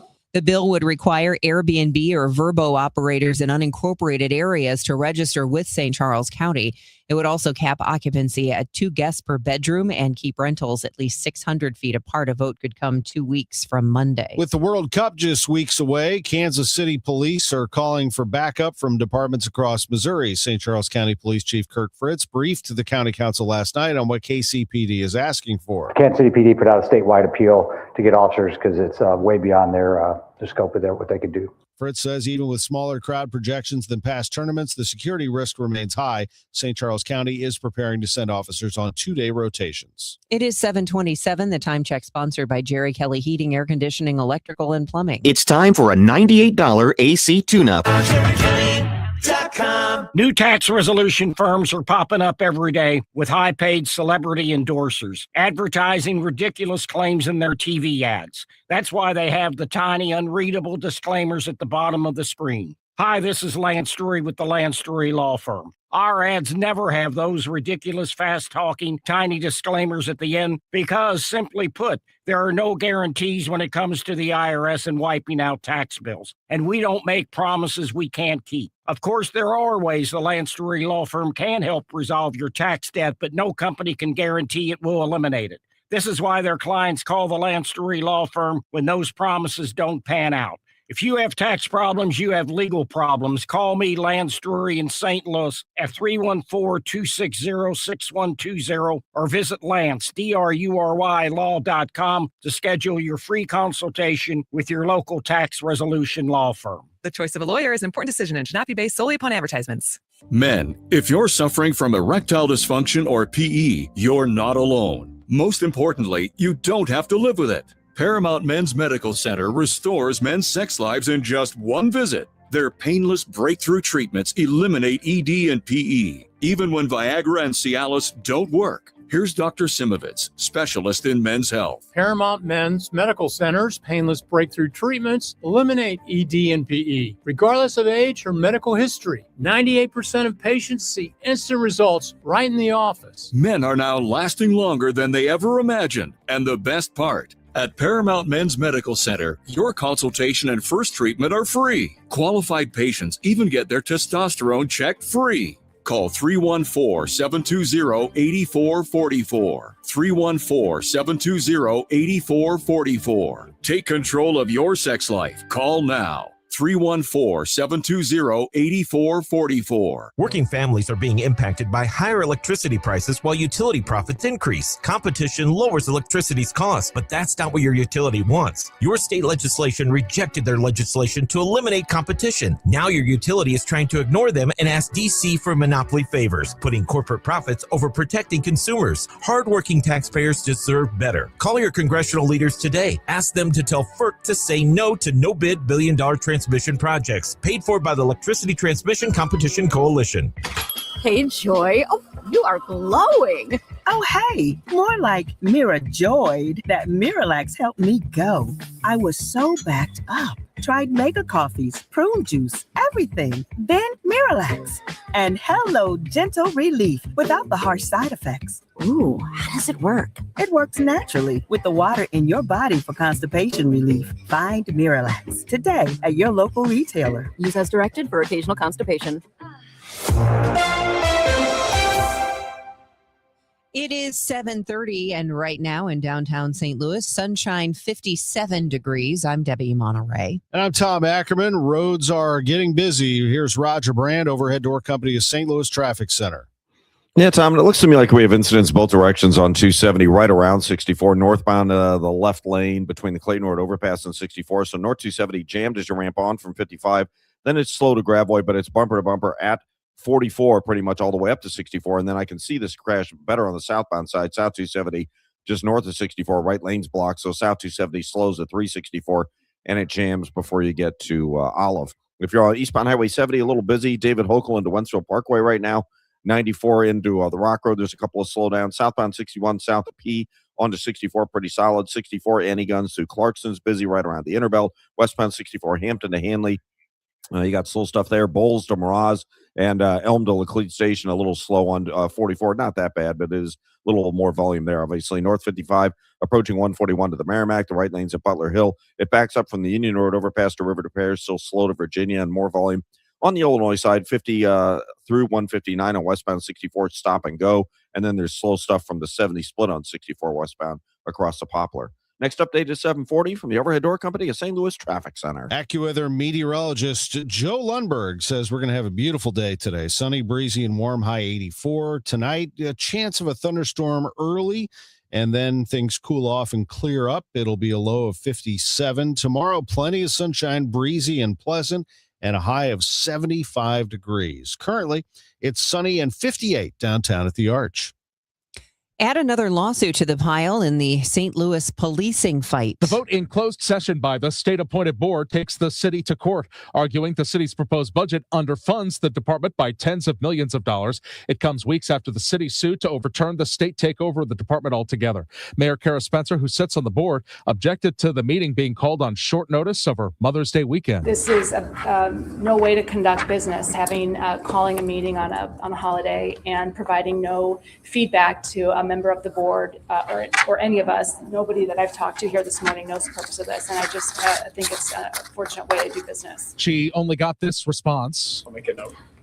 Noted. The mayor has complained almost every state police board meeting about not being looped in until the last minute, often on holidays or late the night before. State law gives the city 1 week to respond to the new lawsuit and requires a judge to hear arguments within 10 days. Michael Calhoun, KMOX News.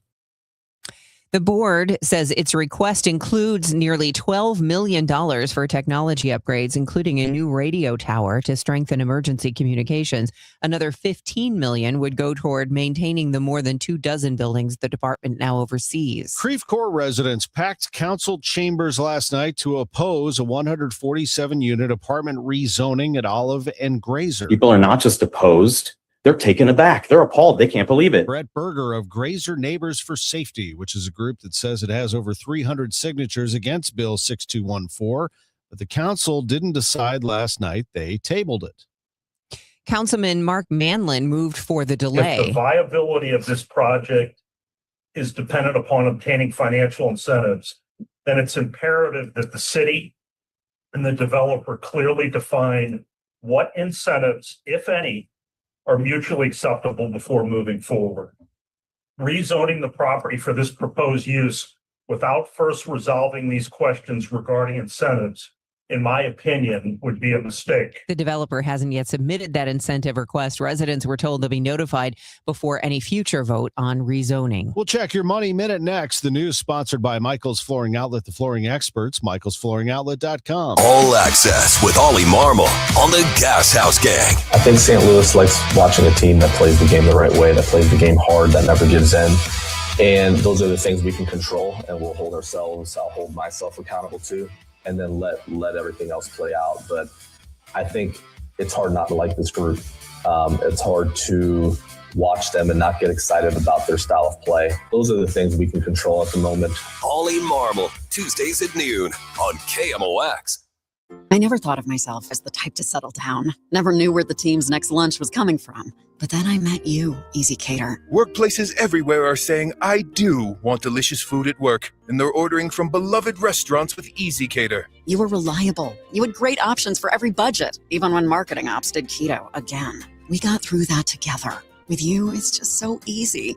Easy Cater, will you keep showing up at my workplace forever? Find love at first lunch. Order at easycater.com. This is the story of the one.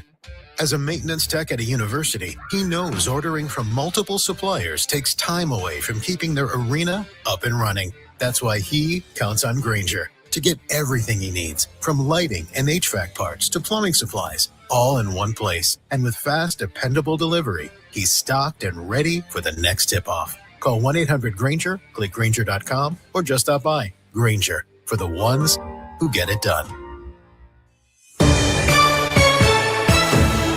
It is 7:36. This is Total Information AM. I'm Debbie Monterrey, along with Tom Ackerman. Coming up in about 4 minutes, we'll check in with Roger Brand and Joe Lundberg for traffic and weather. Right now, it's time for your Money Minute. It's sponsored by Busey Bank. This is the Bloomberg Money Minute. We're seeing a sluggish housing market at the start of the key spring selling season. Sales of previously owned homes barely rose in April from a 9-month low. Closings edged up 0.2%. The housing market remains challenged by elevated mortgage rates and asking prices. Also, rising energy costs are beginning to strain household budgets. Turning to trading, investors continue to assess the deadlock in the Middle East conflict and keeping an eye on how the situation is unfolding. Stock futures are lower this morning. Yesterday, the S&P S&P 500 touched another record high as tech shares continue to soar. And a record number of people are expected to travel by car over Memorial Day weekend despite surging prices at the pump. According to AAA, 39.1 million people are projected to drive at least 50 miles for the holiday weekend and the unofficial start of summer.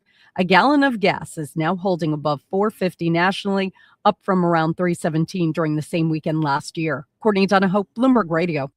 Since we opened our doors in 1868, Busey has fostered deep customer relationships and vibrant communities, embodying a legacy of partnership and progress.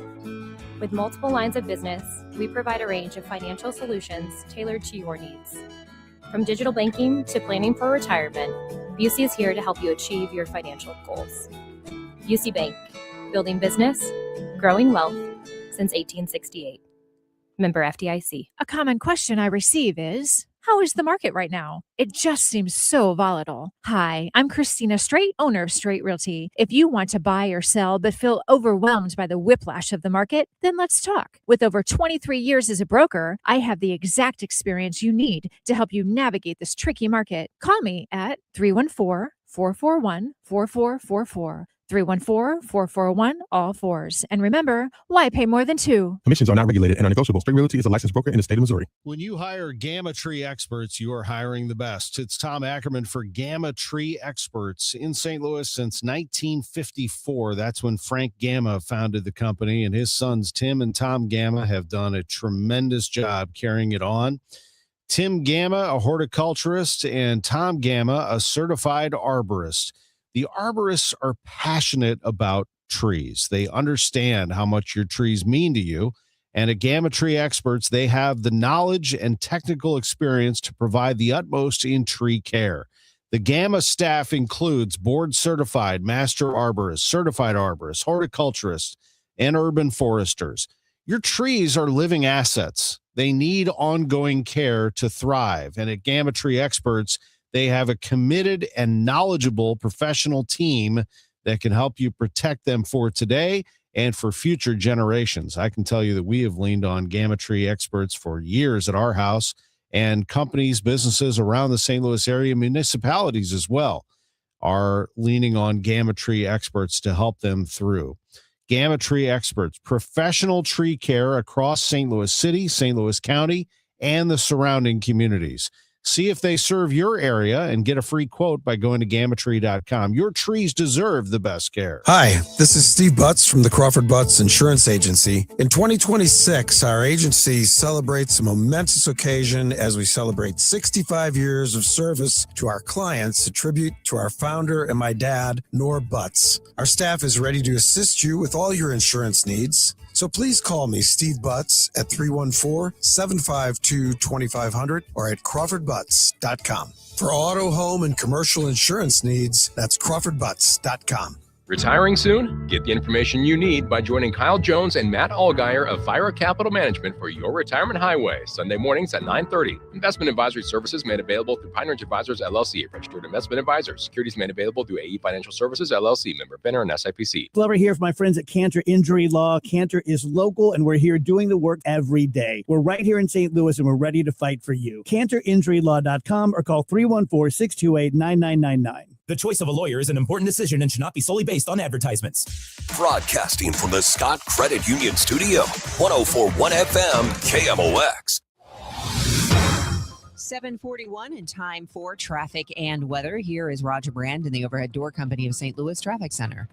Well, it's tough going on 270 this morning, Debbie. This traffic report's the service of Artistic Dex. We have crashes both ways. The south 271 before 64 looks like it's over in the work zone now, but traffic's still jammed back at about Dorset. The north 271 looks like it still has the left lane blocked as you enter the construction zone just north of the Clayton Road overpass. The north 270 slow from 55 up to 44, and then it's a solid jam at 44 all the way up into that area. So I want to talk about our USPS Ground Advantage reliable route. 141 is an option. There's our busy stretches like Hawkins up to 44, north of Manchester through Highlands Boulevard and Clayton Road up to 64. The rest of it is either slow or just normally heavy, which is speed limit traffic, or Lindbergh, which the worst of it is north of Litzinger up around Plaza Frontenac to 64, and southbound Ladue down to 64, and Lindbergh's busy. South 141 is great as an alternate for that side, so just keep those in mind because 270 is pretty tough right now. Eastbound Highway 70, David Hochul to Wentzville Parkway, Bryan Road to TR Hughes, Blanchette Bridge into 270 is busy. Southbound 61 from Highway P, 64 pockets coming from Boone's Crossing out of the valley and around the Interbelt. Westbound 64 Science Center to Hanley's heavy. South 170 bogs down at Page. North 55 busy, backed up from north of Rivas up to River to Pear, and westbound 64, 50 through 159, and approaching the 70 splits of the Poplar is pretty congested. Next update is 7:50 from the Overhead Door Company of St. Louis Traffic Center. Kick off summer this Memorial Day with Artistic Decks. We're celebrating with American-style value and rolling back prices on every precision-built deck.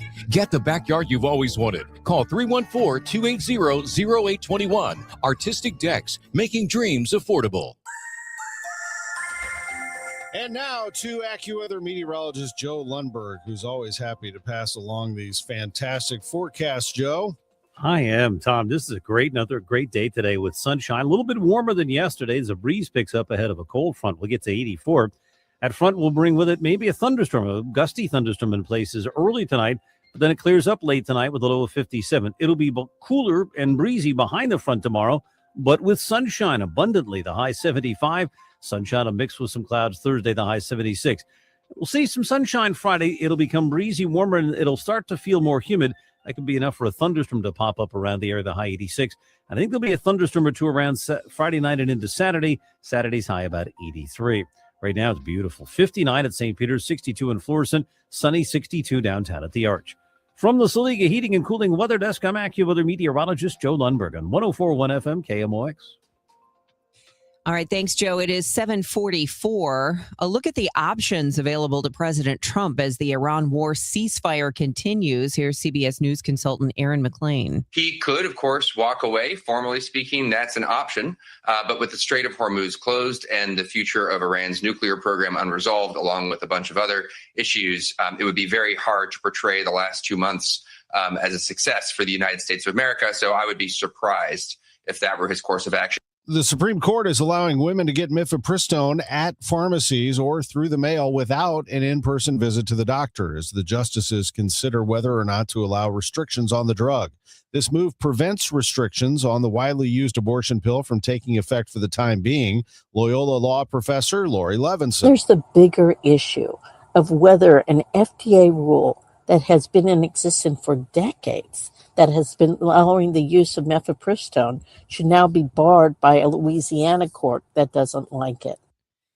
A personalized vaccine shows promise against an aggressive and incurable brain cancer. Here's CBS's Jennifer Kuiper. In an early clinical trial, participants had increased immune response and slowed tumor progression after receiving a vaccine. Dr. Albert Kim at the Siteman Cancer Center in St. Louis says this is very exciting. One long-term survivor remains recurrence-free nearly 5 years later. And in the next few iterations of this, I think we're going to see some big benefits for these cancer patients. Dr. Kim says the vaccine is safe for these patients. Jennifer Kuiper, CBS News. Let's get into sports and start things off with Ins and Outs, sponsored by Innsbrook Resort, where every day is the weekend. And Greg Amsinger, MLB Network anchor, with us on the Gas House Gang yesterday, thinking very highly of this Cardinals team. He believes they are a legitimate playoff contender. It's a good sign. I'll also say that. The fact the record is what it is, and they're a +3 in run differential, I think that's a good. It means they really haven't thoroughly started clicking from a starting pitching standpoint. I think the starting pitching staff is coming together. I think Leahy's starting to figure it out. Last couple have been really, really good. Was in a pitching duel his last time out, and you tip your cap to Walker Buehler. But I really like what I saw from Matthew Liberatore last time out. Obviously, McGreevy is locked in at a high level at 9 strikeouts. No one saw that coming. I feel like the rotation is going to start performing on a regular basis at home with that home cooking, which hasn't happened in those 20 home games so far this year. I like it. These are all signs that point in the direction of the team is only going to get better as they age. They're all young guys. And if they're playing at this level right now, the more they get relaxed and they settle in, and they all have very specific roles. They know what part of the lineup they're hitting in. They know what part of the bullpen now their role is going to be called on. I just think this team is going to is going to be in the mix for a wild card all season long. Cardinals are 23-17. They're 3.5 games out of first in the National League Central, tied with the Brewers for second place in the division. The Cubs lead the division, then the Brewers and Cardinals tied. The Pirates and Reds are tied for the next spot with 5 games out, but 3 games over 500. An early peek at the wild card has the Cardinals owning one of those spots right now. Dodgers, Brewers, Cardinals, with the Pirates and Reds sitting a game and a half back, and the Diamondbacks 3 back. Phillies 4.5 out of a wild card. So to Greg's point, the Cardinals are off to one of the better starts in the National League. They play the A's tonight. The A's are playing their games these days in Sacramento as they await their home in Las Vegas. We'll have it for you at 8:40 with the pregame at 7:45. Stanley Cup playoffs last night. The Colorado Avalanche beat the Minnesota Wild 5-2. And with that, they bring home a 3-1 series lead after winning on the road. The Cleveland Cavaliers won at home, 112-103 over the Detroit Pistons, evening that series to 2 games apiece. Oklahoma City sweeps the Lakers. The Thunder, the defending NBA champions, win it 115-110. Ahmad Hardy, the Missouri All-American running back, is in stable condition after being shot over the weekend at a concert in Mississippi. Mizzou football announced in a statement that Hardy was shot early Sunday morning, underwent surgery for the gunshot wound later that day. He is said to be alert and walking around, moving around at least, and they have unclear looks right now as to what his future looks like. That's according to a report from Pete Thamel at ESPN. The Laurel Leader Call, the newspaper in Mississippi there, reported that the shooting happened at an outdoor concert at a bike club, and 3 people of interest were in custody. Laurel Police Sergeant Macon Davis described the scene to the Leader Call as a melee. I'm Tom Ackerman. Innsbruck's a great spot, innsbruck-resort.com. We are booked for a summer weekend there. We can't wait to get out on the lake, to get out on the golf course, to see a concert, to go to the pool, to maybe grab a little something out of the market that we forgot at home. We're only 45 minutes from Innsbruck. It's an hour from downtown St. Louis. It's located in Warren County, and it is phenomenal. If you head to innsbruck-resort.com, you can see all of the great homes, condos, the A-frames, the chalets. There's some big houses out there, too. People are living out there permanently now, and I don't blame them. It's a great place to be, Innsbruck. It's over 50 years running now, and it is no longer a secret. Just an awesome place. 7,500 acres, 100 lakes. Great fishing, too. Innsbruck-resort.com. Now for our parlay of the day, sponsored by Circus Sports. Sports betting the way it should be. I'm going to go at it again here in the NBA. I came up a little short yesterday on this, so I'm going to give it my best shot on this one. This is Minnesota at San Antonio. Now, the Spurs are a 10-point favorite in this one. They're playing at home. They're going to have some momentum on their side. Minnesota just tied that series.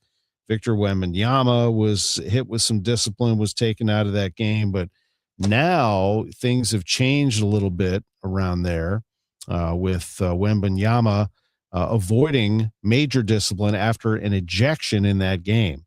So I think the Spurs are going to have everything on their side. I would take them -10. That's my parlay of the day, sponsored by Circus Sports. Sports betting the way it should be. Hey, Missouri, it's game time. Start betting like a pro with the world's largest sports book at your fingertips. Hi, I'm Derek Stevens. I'm a lifelong sports bettor, and I'm the owner of Circus Sports. It's sports betting the way it should be, with high limits, player-friendly pricing, exceptional customer service, and more. Download your new bookie at circusports.com. The action starts now, Missouri. Experience the difference with Circus Sports. Bet like a pro. Must be 21 or older. Gambling problem? Call 1-800-GAMBLER. Each year in St. Louis, 10 women are recognized for volunteer leadership that changes lives. They support families, strengthen communities, and create opportunities where they're needed most. Join us Tuesday, May 19th at the Ritz-Carlton for the 2026 Women of Achievement Awards Luncheon. Celebrate their impact and be part of a tradition more than 70 years strong. Reservations available at WOASTL.org. For more information, go to KingdomOX.com/events. Total Information AM on 104.1 FM, KMOX. 7:52, and here's Roger Brand in the Overhead Door Company of St. Louis Traffic Center. Well, we saw the pretty heavy backup on North 270, Debbie. It slows your ramp on from 55 to Gravois, but then it jams north of Gravois all the way up through Manchester, Clayton Road area. I still see the flashing lights. It looks to me like you're in the left lane just north of the Clayton Road overpass, so it's still an issue. South 270 jams approaching Dorset down to 364. Then it's slow most of the way down through Ladue where we had that earlier crash. Southbound 61, Wentzville Parkway on the crossover to Prospects backed up. Boone's Crossing to about Timberlake slow.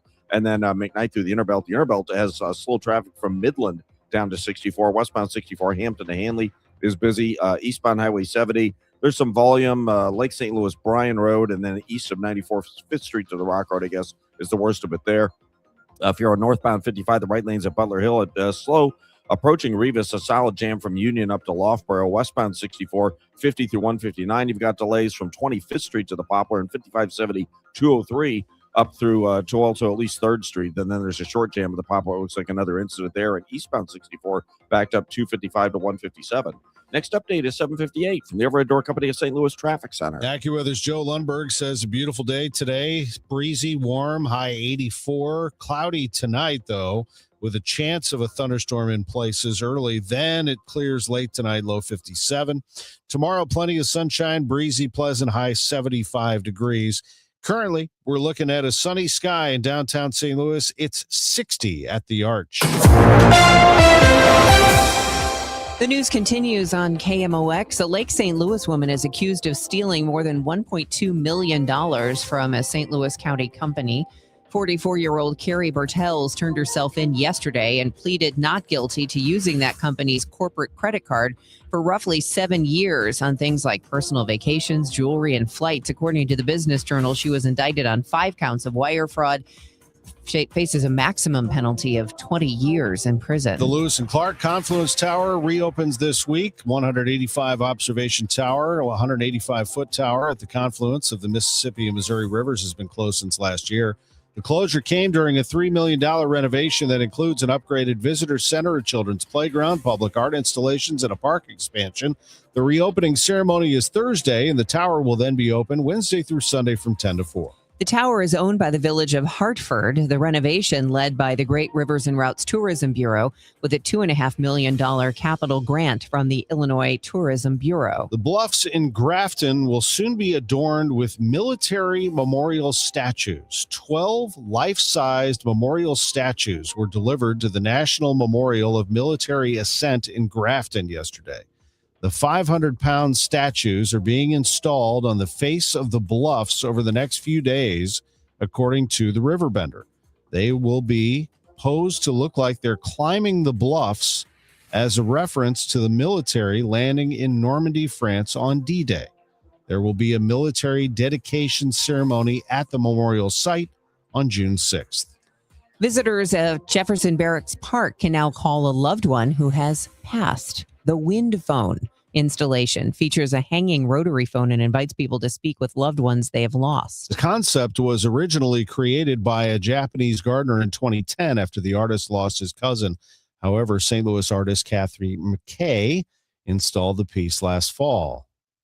I'm going to say exploded, but it just gained popularity. And so after looking, I thought, wow, I bet that's something I could do, because I also suffer from my own grief and have always been looking for ways to sort of assuage it or work through it. The installation is located on a path in the park that overlooks the Mississippi River behind the Veterans Memorial Amphitheater. It is 7:56. Confidence is knowing you're ready to handle whatever comes your way. That's what it feels like to take on your workday with Cintas. They make sure your AEDs are up to date, your fire extinguishers are tested and inspected, your floor mats are cleaned and delivered, and your workwear looks good, feels good, and is freshly laundered with the Cintas Apparel Plus program. So are you ready to take on today? Visit Cintas.com. Oh, I'm ready! And get ready for the workday.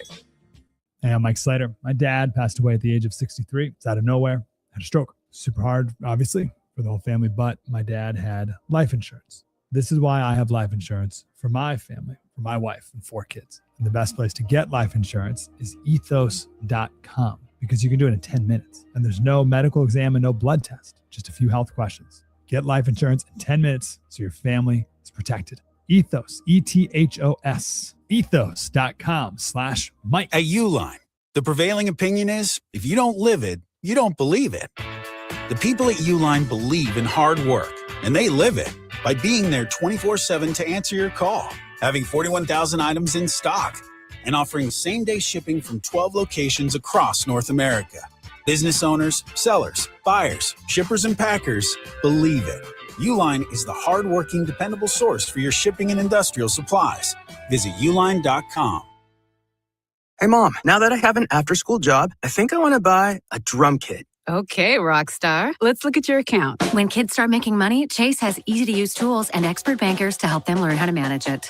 And next month, I'll buy the bass drum and the cymbals. Oh, and maybe some noise-canceling headphones for you. Aw, you've thought of everything. Help kids save, budget, and build financial independence, all with Chase. That's good for kids and good for parents. Visit your local Chase branch and get started. Account subject to approval. JP Morgan Chase Bank, N.A. member FDIC. Working hard but still falling behind? Learn how real estate investing can help you build income and move forward with purpose. Text radio to 88007. That's RADIO to 88007. Presented by Lifestyles Unlimited. I'm John Morgan of Morgan & Morgan. Last year, more clients hired Morgan & Morgan than ever before. We now have more offices, more staff, and more lawyers than any other injury firm in the world. Protecting America, fighting for you. Visit forthepeople.com for an office near you.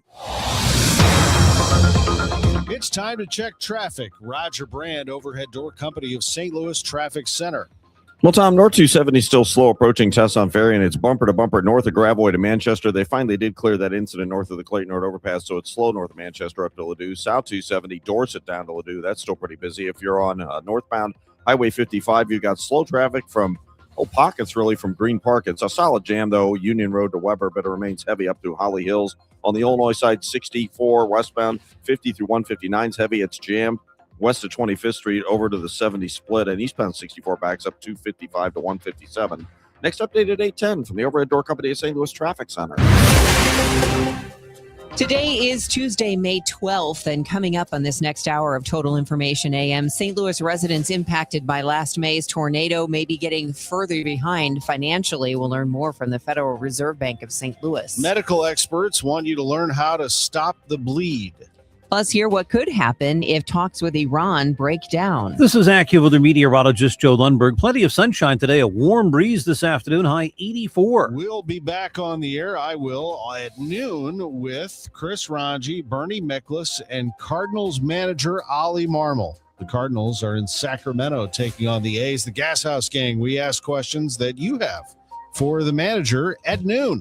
Celebrating 100 years of informing and entertaining. KMOX AM St. Louis, KMOX FM Hazelwood, the voice of St. Louis. This is CBS News on the Hour, your home for original reporting. I'm Deborah Rodriguez. The Iran war has triggered a big jump in gas prices. They're at an average $4.50 a gallon today. Now, we're getting a read on what the 10-week-old conflict is doing to overall inflation. The Labor Department reports the Consumer Price Index jumped 3.8% in April. Business analyst Jill Schlesinger. The government says that the energy component of the Consumer Price Index was responsible for 40% of the overall increase. Gas is up 28.4% from a year ago. And one area that bears watching is electricity, which was up 2.1% month over month. Defense Secretary Hegseth is on Capitol Hill this hour, facing questions about the price of the war and the Pentagon's $1.5 trillion budget request. Minnesota Democrat Betty McCollum. The cost of this war continues to rise as forces remain in the region. The Appropriations Committee has a fiduciary responsibility to the American people. So we will ask serious questions that need to be answered. And that's our constitutional duty. President Trump has just announced talks with Cuba, which he's calling a failed country. The island's been suffering under the administration's months-long fuel blockade after Venezuelan President Nicolas Maduro's capture.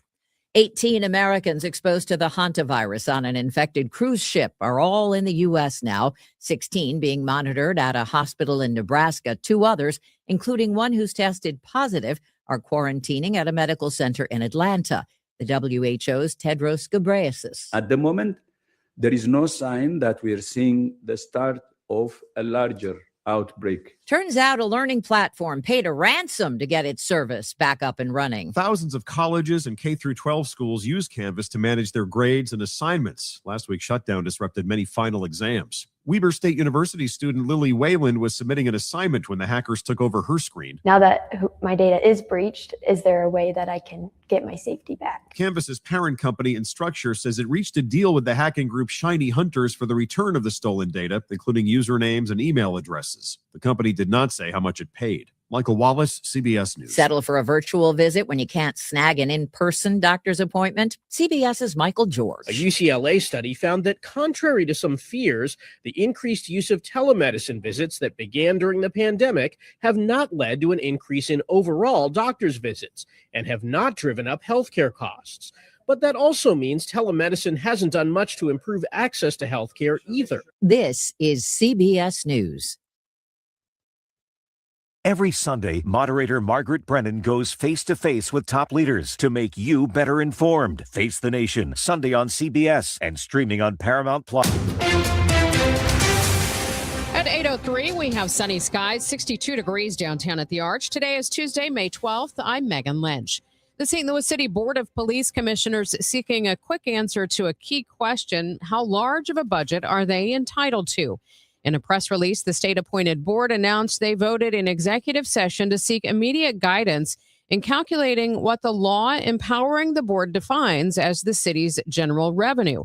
The filing also asks a judge to make a determination on the $67 million gap between the board and City Hall with the current fiscal year's budget.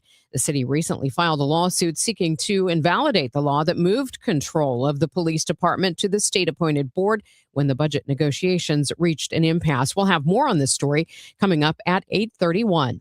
St. Louis planners want to keep data centers from crowding people out of downtown. Their proposed zoning rules were up for public hearing last night. They would limit how many server rooms can sit shoulder to shoulder in the same stretch of blocks. Lead city planner Miriam Keller says data centers can help fill the vacant office and warehouse buildings that are left downtown, but there's worry on the other side. It's a double-edged sword, right? Like, we don't want so many that downtown starts to lose, or we sort of undermine downtown's vitality as a place of gathering and activity, as the kind of the core of our region's economy. The proposed rules have a density cap, only one building size data center per 300-foot radius. A second one in that same radius would be limited to about 30% of its building. Ground floors in most cases would have to be set aside for active uses, including restaurants, retail, or anything that keeps people on the sidewalk. More discussions on the county's proposed data center zoning restrictions set for today. County Executive Sam Page expected to discuss the potential regulations during a news conference at 11 in Clayton. St. Louis County Director of Planning Jacob Trimble also expected to speak on the subject at the meeting. A 147-unit apartment rezoning in Creve Coeur drew a long list of concerns last night. There's already too many kids. There's 4 elementary schools, 1 middle school, and 1 high school.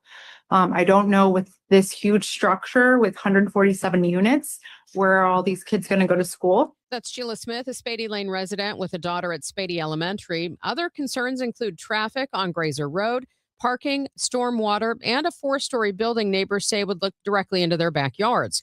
The council tabled the bill on a separate question about tax incentives. Before they did, Councilman Drew Newman spoke to the room about the language he'd heard from some opponents about people who rent apartments. So I don't know if this is going to go forward or not. But if it does, the people who move into Grazer Station are not going to be your enemies. They're going to be your neighbors.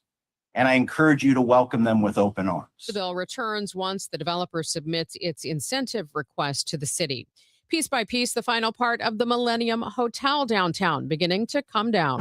Well, the only part of the Millennium Hotel that is left standing is the main tower. And if you look at it from a distance, it doesn't look like all that much has been done to demolish the main tower. But that work is mostly going to happen on the interior of the hotel, as it'll be disassembled from the top bottom. And they're going to be taking the pieces that they take apart from the hotel and chucking them down the elevator shaft. Now, they are constructing some lifts that will encircle the hotel, and that's mostly to catch any debris that might fall on the exterior of the hotel while they're taking it apart. But part of the reason I've been told that they can't just blow it up and bring it straight down is not just the asbestos that they found in there, but also the close proximity of neighboring buildings, and that an explosion to take down the main tower could blow out the glass from those buildings.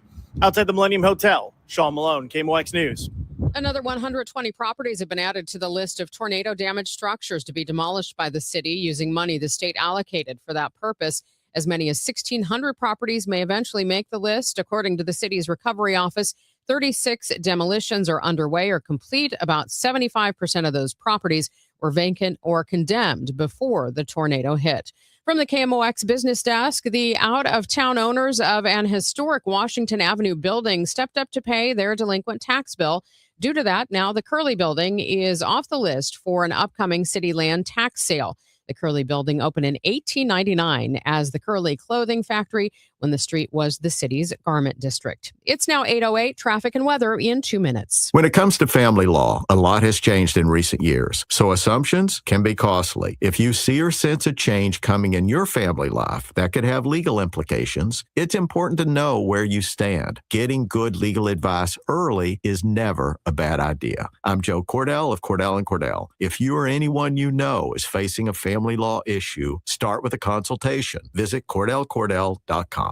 The choice of a lawyer is an important decision and should not be based solely upon advertisements. 600 Kelwood, St. Louis. Spring is here. Hi, this is Tim Gamma. And I'm Tom Gamma. When it comes to tree care, call the name you can trust. Gamma Tree Experts, founded by our dad, Frank Gamma, in 1954. Frank will be 91 this year, and the third generation of Gammas have joined the business. Call our team of certified arborists to inspect your trees and shrubs today. Knowledge and quality are hallmarks of our reputation. Now in our 72nd year. For pruning, fertilization, and removal, call Gamma Tree Experts today or visit us at gammatree.com. Your trees deserve the best care. Hey guys, Glover here with my very, very good friend, Dr. Kathy Maupin at biobalancehealth.com. If you have reached that certain age and you're just not feeling very well and nothing's working the way it used to work, go see Dr. Kathy. She is not only a medical doctor, she is a patient of this bioidentical hormone replacement therapy. It absolutely works. It's a long-term solution. She is an artist when it comes to helping you with your hormones. Biobalancehealth.com for Dr. Kathy Maupin. What's more St. Louis than the historic Anheuser-Busch Brewery located in the heart of Soulard? A visit to the brewery is a perfect way to kick off your summer in St. Louis, and there's something for everyone. Walk the historic grounds and see where Budweiser has been brewed for 150 years. Enjoy a day fresh beer and meet the world-renowned Budweiser Clydesdales in their historic stables. There's nothing quite like a visit to your hometown brewery. Reserve your tickets today at BudweiserTours.com. This hour of Total Information AM is sponsored by Gamma Tree Experts. Debbie Monterrey, Megan Lynch, Tom Ackerman. Total Information AM on 104.1 FM, KMOX. 8:10 at Total Information AM here on KMOX, and it looks like we've still got a lot of slow going on the roads. Let's get the latest from Roger Brand in the Overhead Door Company of St. Louis Traffic Center. Yeah, pretty heavy backup still, Megan. Unfortunately, we had troubles on 270. We're still bumper to bumper, basically north of Tesson Ferry, almost all the way up to Manchester, and then it's slow to Ladue on North 270. South 270 is faring a lot better. A brief backup at 364, then slow through Olive, then it starts opening up after that. Eastbound Highway 70, east at 94 to the Rock Road, that's still slow. Eastbound 64. Through the Chesterfield Parkways is busy from Lindbergh into Big Bend is heavy. Westbound 64, Hampton to Hanley, typical slowdowns. Just a couple of busy spots. South 170, Airport Road down to 70 through Olive or Page and Olive. And then after that, it's not so bad. If you're on northbound 55 down south, it's clear. Still a backup from the Union Road overpass up to Virginia. It's slow from the 55 merge point over to the Poplar. Westbound 64 is still busy, 50 through 159. And from Baugh Avenue over to 3rd Street back because of a recent crash. Eastbound 64, a short jam through 255 as well. Next update at 8:20 from the Overhead Door Company of St. Louis Traffic Center. A good deal of sunshine today, breezy and quite warm this afternoon, high 84. It'll cloud up early tonight with a thunderstorm crossing the air. There can be some gusty winds and a downpour with any thunderstorm. Then it'll clear up late tonight, though 57. Sunshine returns tomorrow, a breezy, cooler but nice day, the high 75. Sunshine mixes with cloud later Thursday, the high 76. From the Saliga Heating and Cooling Weather Desk, I'm AccuWeather meteorologist Joe Lundberg on 104.1 FM KMOX. Currently, we have 64 degrees in Florissant, 62 in St. Peters, and sunny skies, 62 degrees downtown at the Arch. You're listening to Total Information AM on 104.1 FM KMOX. I'm Megan Lynch. This week, we take stock of recovery efforts in St. Louis a year after tornadoes ripped through our community. This morning, we look at just one part of the economic impact.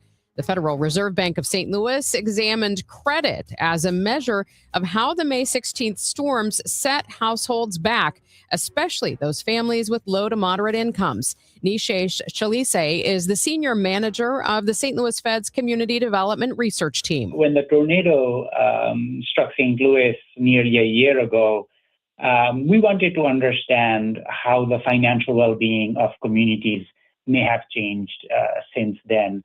You know, disasters can create a lot of disruption in people's lives, and financial indicators can provide a really good signal of the severity of that disruption. So we did find some interesting trends. If you look at the trends for low to moderate income communities that were affected by the tornado, you can see a decline in credit card balance towards the end of 2024. And then beginning of 2025, it begins to increase, especially in the latter half of the year. Now, when we are looking at numbers between the beginning and end of 2025, credit card balance for LMI communities that were affected by the tornado increased by 6.8%, which is about $321. And compare that with LMI communities, but that were not affected by the tornado, the increase in credit card balance was 4.2%, which is around $195. Now, that's not a huge increase, but we do see some changes. Again, we also looked at credit card delinquency. This really gives us an idea about households that are really not doing well because they cannot even pay the minimum amount of what is owed in their credit card statement. So again, when we look at LMI communities that were affected by the tornado, delinquency rate increased by 2.8%. Whereas LMI communities that were nearby but not affected by the tornado, delinquency rate did not change in 2025 at all. Is this pretty typical of what you see in use of consumer credit after a disaster like this? Yeah, and to truly broaden this finding to other disasters, we have to consider, first of all, two things. One is, what are people experiencing right after the disaster? People may face personal property damage, including belongings, cars. If they own a home, they might have to pay both a mortgage and a rent. If they rent, they might have to live with family and friends or in a motel, hotel. And a damaged car might mean they cannot go to work, might lose their wages or lose their job. And to add to that, there is healthcare costs related to physical injuries or mental health impacts. So families, individuals, households are facing a lot of cost burden right after the disaster. So that's one consideration.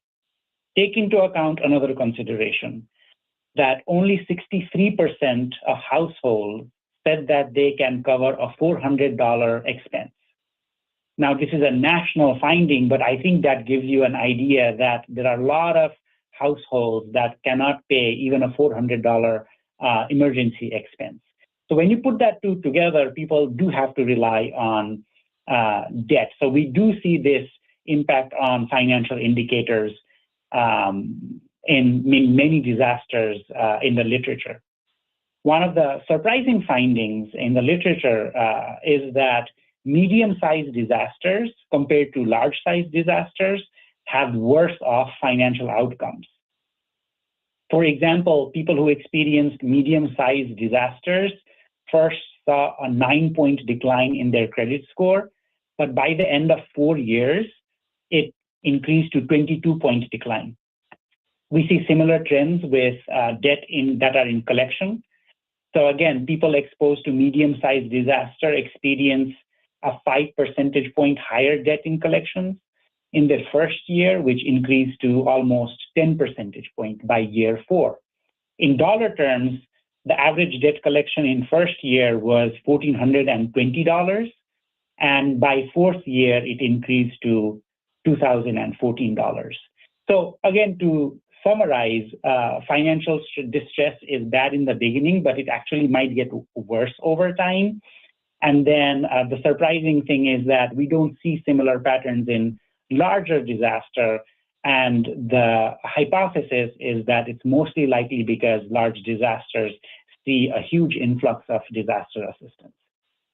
For someone who is struck by disaster and, that $400 amount for an emergency is difficult. The longer that recovery takes, what does that do to their ability to sustain their expenses?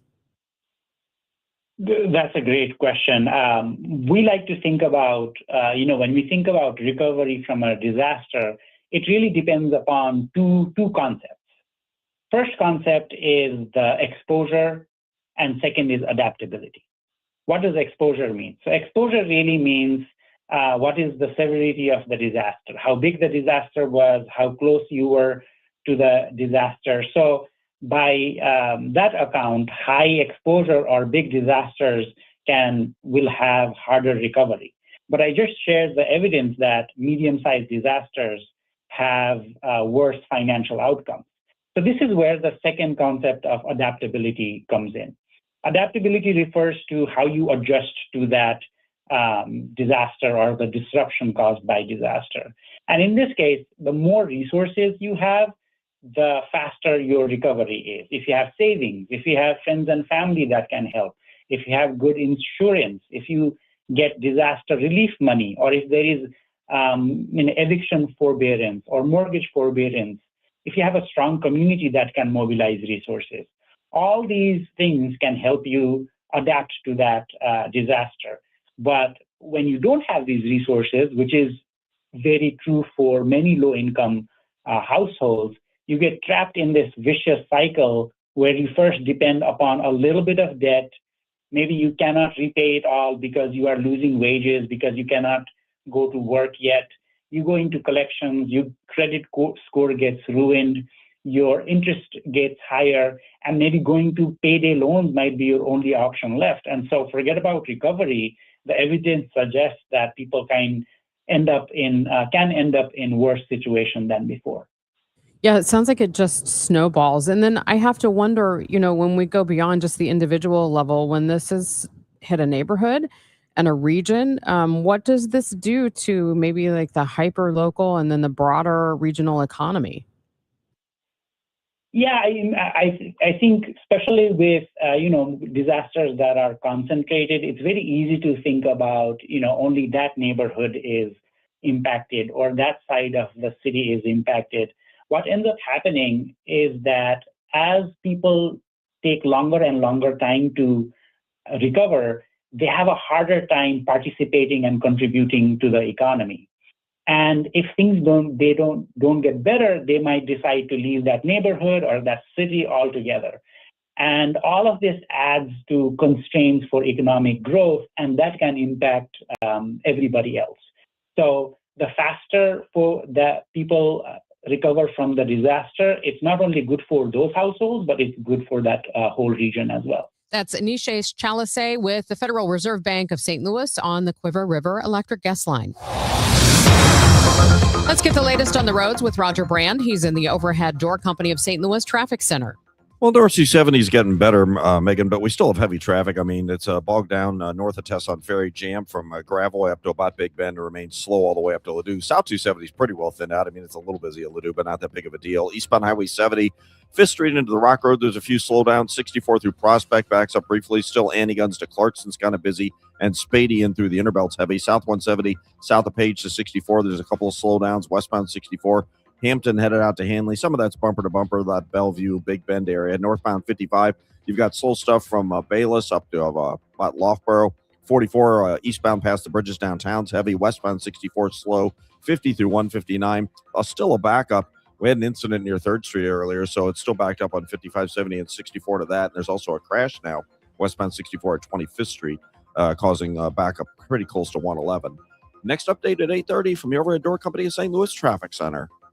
And checking that forecast for today, mostly sunny, breezy, very warm this afternoon. We're expecting a high around 84 degrees. For tonight, mostly cloudy early with thunderstorm possible in places, an overnight low of 57. And then plenty of sunshine tomorrow, breezy and pleasant with a high of 75. Right now, we have sunshine, 62 degrees downtown at the Arch. Brought to you by Eamon Gantner and Capriano, yourestateMatters.com. Hi, Margaret with Eamon Gantner and Capriano. Before you packed your child off to college, did you get a power of attorney for them? Eamon Gantner and Capriano, yourestateMatters.com. The choice of an attorney is an important decision and shouldn't be based solely on advertising. When it comes to transforming your backyard, make sure you call the place with the best reputation and one with a true record of 60 years almost of satisfaction from thousands of people around the region. That is Chesterfield Fence and Deck, the trusted fence and deck company in the region. And they've been around, as I said, for more than 60 years, delivering durable, expertly crafted fences, decks, pergolas, patios, sunrooms, and so much more. And they tailor every project to your unique needs and lifestyle. You can visit them in the Chesterfield Valley. They have a beautiful showroom where they'll come to you with in-home design that is free in-home estimates. They aim to please, and they offer you a true value in that the work will be quality and will last for years to come. Mention me, Debbie Monterrey, and they'll give you 48 months interest-free financing. It's Chesterfield Fence and Deck, the sign you have the very best. ChesterfieldFence.com. Attention all dog owners. If you have ever listened to the radio or TV for any length of time, you've probably heard of America's #1 dog supplement, Rough Greens. Greetings, naturopathic Dr. Dennis Black, Amazon best-selling author and founder of Rough Greens here. And if your dog suffers from bad breath, itchy skin, licking paws, joint pain, or low energy, the truth is their food is probably to blame. You see, all commercial dog food is dead food. That's why I created Rough Greens.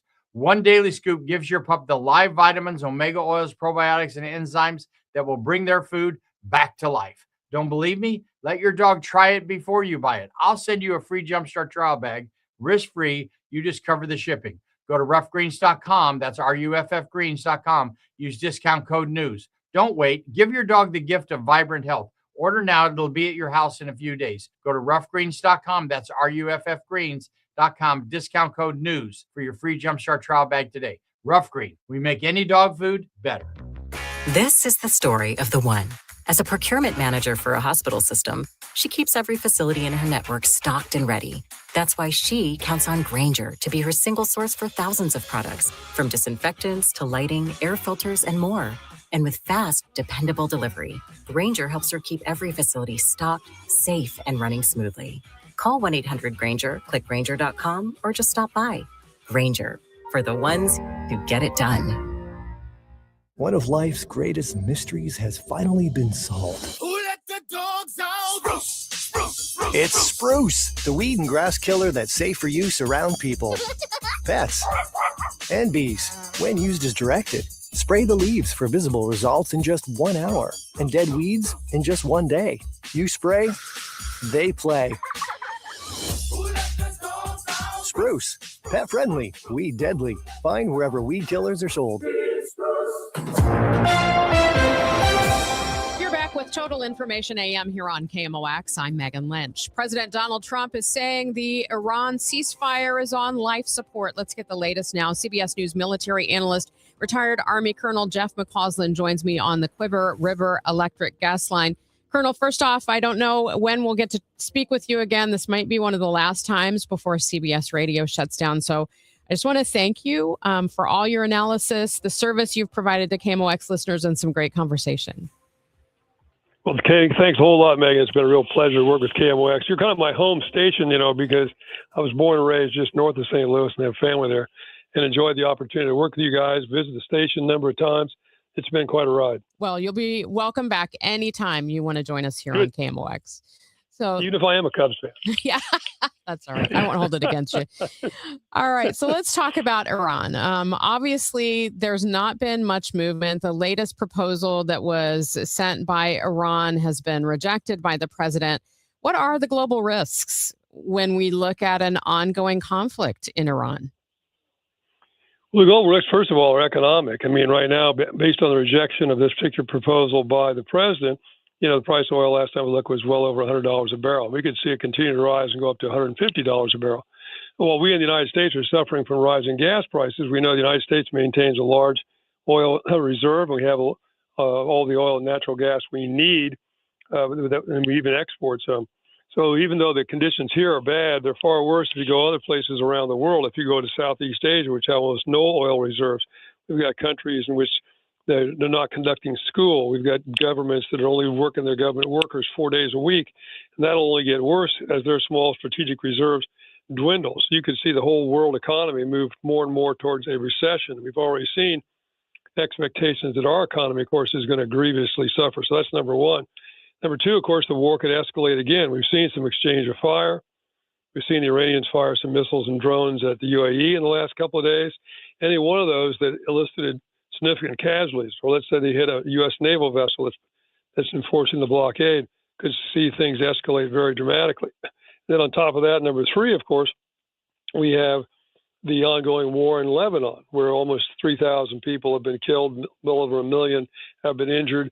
Continue fighting between Israel and Hezbollah despite a ceasefire there. That continues to escalate. And then last but not least, of course, it'll be a major topic as President Trump travels in the next day or so to China with Xi Jinping, and may be fundamental to trying to resolve some very knotty issues between the United States and China as well on trade, North Korea, AI, et cetera.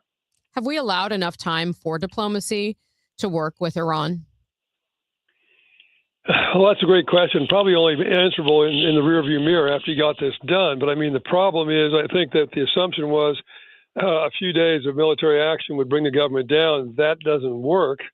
Didn't work. And now we're talking about agreements which look an awful lot like the JCPOA, which was negotiated by the Obama administration in 2015, rejected by the Trump administration in 2018. And the enrichment that the Iranians have done, bringing a certain amount of material, about 1,000 pounds, up to about 60% level for a possible nuclear weapon, was all done since that particular agreement was done away with. So it calls to question, clearly, would have been better off to negotiate back then and not fight a war? Also calls to question some of the negotiations that were ongoing prior to the onset of hostilities, because a lot of what we were told, at least, that were the outlines for an agreement back in February now seem pretty attractive when this war has not gotten the success I think the Trump administration expected. Colonel, thank you so much again. Take care. That is CBS News military analyst, retired Army Colonel Jeff McCausland joining us this morning here on Total Information AM. It's time for a $98 AC tune-up. Well, you may be finalizing your plans for summer travel. Don't forget to include all the essentials that you're going to need for your eye care on your travel. This is Megan Lynch for Ophthalmology Associates. You can call them at 314-966-5000. If you're getting away right after school lets out, make sure that you have what you need on hand. Maybe it's contacts or eye drops or other eye care needs. Ophthalmology Associates can help you. And this is actually a really good time to get your annual exam scheduled and on the calendar. The doctors of Ophthalmology Associates are Doctors Greg Birdie, Ranjan Malhotra, Robert Brusati, and Andy Royer. From issues like dry eye to conditions such as cataracts and glaucoma, the doctors of Ophthalmology Associates can guide you through your diagnosis and your treatment options. And when you have those regular eye exams, they can also help spot some other health conditions, including high blood pressure, diabetes, and thyroid disorder. So call Ophthalmology Associates 314-966-5000 or go to youridoc.com. Hair Volume from New Nordic will make your hair look thick and healthy. Available as a tablet or delicious gummy. Hair Volume is available online at Amazon and newnordicusa.com or in the hair care aisle at your local CVS. Let's check the roads with Roger Brand. He's in the Overhead Door Company of St. Louis Traffic Center. No, we're still busy, but getting better, Megan. This traffic report's a service of Overhead Door Company of St. Louis. North 270, midway between Tesson Ferry and Gravois, still slow to 44. Backed up 44 to Big Bend, and then it's just off the pace all the way up to Ladue for that final push. If you're on eastbound Highway 70, that's just kind of busy. Earth City into the Rock Road now. Eastbound 64, still kind of slow. Clarkson to Timberlake and Lindbergh into the Interbelt. Westbound 64, that's pretty solid. Science Center out to Big Bend. Looks like we got an incident there. Southbound 170, Olive down through Ladue, and then Brentwood to 64, just kind of busy on that run through. If you're on northbound Highway 55, still a backup from Bayless up through Weber. After that, not so bad. Westbound 64, heavy traffic both sides of 159. They cleared that crash near 25th Street. There's still a slowdown, 70 split to about 3rd Street, but then it's clear across the Poplar. Call Overhead Door Company of St. Louis for their 26-point tune-up. It's one price for up to 3 garage doors and openers. Always look for the genuine, the original red ribbon of Overhead Door Company of St. Louis. Schedule online at overheaddoorsstlouis.com. Next update at 8:40 from the Overhead Door Company of St. Louis Traffic Center. From the Saliga Heating and Cooling Weather Desk, looks like it's going to be a sunny day today, breezy and warm with a high of 84. Right now we have sunshine, 62 degrees downtown at the Arch. The long fight over St. Louis police funding now includes a new lawsuit. The state-appointed Board of Police Commissioners went to court claiming the city's proposed budget shortchanges the department by tens of millions of dollars. Under a 2025 state law, St. Louis has to dedicate 23% of its general revenue to policing this year. The board says that calculation should include the $250 million Rams settlement and $153 million in reserves. Spending that, putting the police allocation at $256 million. City officials pegged the requirement out of ongoing revenue at $189 million. The board wants a judge to rule within weeks. Meantime, Mayor Spencer says the governor-appointed board members need to stop notifying her of these things either at 10 p.m. the night before or, in this case, on a holiday that she was celebrating. Mr. Graville, I received notice yesterday on Mother's Day that we were having a meeting today. As I mentioned in my text and to my call to you, I had several obligations planned today. As the mayor of the city of St. Louis, I requested a phone call, an explanation from you or Mr. Tully. Nobody could provide any level of explanation, and I did not receive a phone call back. Am I one of your clients, Mr. Graville? The board is. The response? I'll make a note. Noted. Michael Calhoun, KMOX News. And the state-appointed police board says the department is currently operating about 300 officers below authorized strength and wants the money for more competitive pay. Its budget also calls for millions more on patrol vehicles, less lethal equipment, and upgrades to the 911 communication system. It's 8:34. Your Money Report next. Stan Musial, he missed a season in his prime to serve his country in the Navy. Honor a legend on Saturday, May 16th, when the Cardinals face the Kansas City Royals. Fans can secure a Stan Musial military bobblehead presented by Coca-Cola and Deerbirds. This patriotic collectible celebrates Stan's Hall of Fame career and his service to our country. A true symbol of character on and off the field. A tribute worth displaying and remembering. Don't miss it. Get tickets and details at cardinals.com/promotions. Paging all nurses and healthcare heroes. This night is for you. Join the Cardinals for Nurses Appreciation on Wednesday, May 20th and Thursday, May 21st at Busch Stadium. With a special theme ticket, you'll receive a healthcare-inspired Cardinal sweatshirt plus a coupon for a complimentary drink. It's our way of saying thank you for all that you do in our community. Don't miss the special theme at the ballpark. Details and tickets at cardinals.com/theme. Why do the national tax resolution firms need the tiny fine print at the bottom of all their TV ads? Hi, this is Lance Story with the Lance Story Law Firm. You don't hear fast-talking disclaimers in our ads because the claims we make are 100% transparent. The Lance Story Law Firm primarily focuses on one thing, IRS problems, and we're regulated by the Bar Association, and we have a AAA rating with the Better Business Bureau. IRS issues are serious legal issues. The Lance Story Law Firm has helped thousands of clients navigate the best resolution plans, and we tell you up front exactly how much it'll cost. Tax resolution law is all we do. So before you send money to some out-of-town, high-pressure salesperson, give us a call at the Lance Story Law Firm, located right here in St. Louis. Call today to schedule your free consultation with me, 314-260-6120, or visit lance.drurylaw.com. The choice of a lawyer is an important decision and should not be based solely upon advertisements. Your Money Report now, sponsored by Eamon Gantner and Capriano Elder Law Attorneys. Here's Bloomberg's Courtney Donahoe. President Trump will meet Chinese leader Xi Jinping in Beijing this Thursday. NVIDIA CEO Jensen Huang was left off the delegation, while executives such as Apple's Tim Cook and Elon Musk made the cut. Boeing CEO Kelly Ortberg is also expected to join and has hinted at a major deal. Checking on the markets, the shaky U.S.-Iran ceasefire is keeping traders on edge. Tech stocks are taking a breather from their recent rally. Stock futures under pressure this morning after the S&P hit a record high yesterday. And the last time malls were in, the iPhone didn't exist, but it seems Gen Z is bringing them back.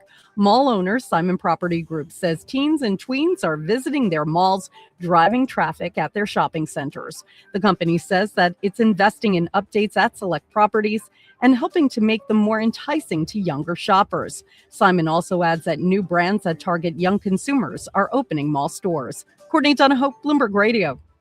So we've had news that locally home sales seem to be heating up compared to last year. And then we've had news that nationally things are looking not so good. But you know what? If you're selling a home, none of that matters to you. What matters is you need to sell your home. So what you need is the best agent working for you to sell your home quickly and for the most money. And that agent is Gloria Liu of Your Home Sold Guaranteed Realty.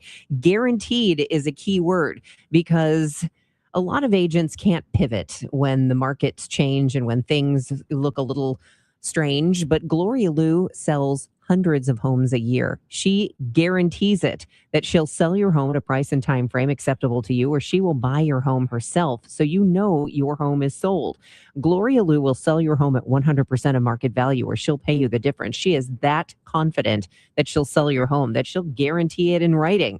Gloria and seller must agree on price and possession date. Give her a call today at 314-325-6888, 314-325-6888, or online now at gloriahasthebuyers.com. Spring and summer air should feel fresh, not full of dust, allergens, and whatever winter left behind in your vents. Your air ducts are the lungs of your home, and if they're dirty, they're breathing it in every day. That's where Zero Res comes in, backed by over thousands of Google reviews and a 4.9 rating.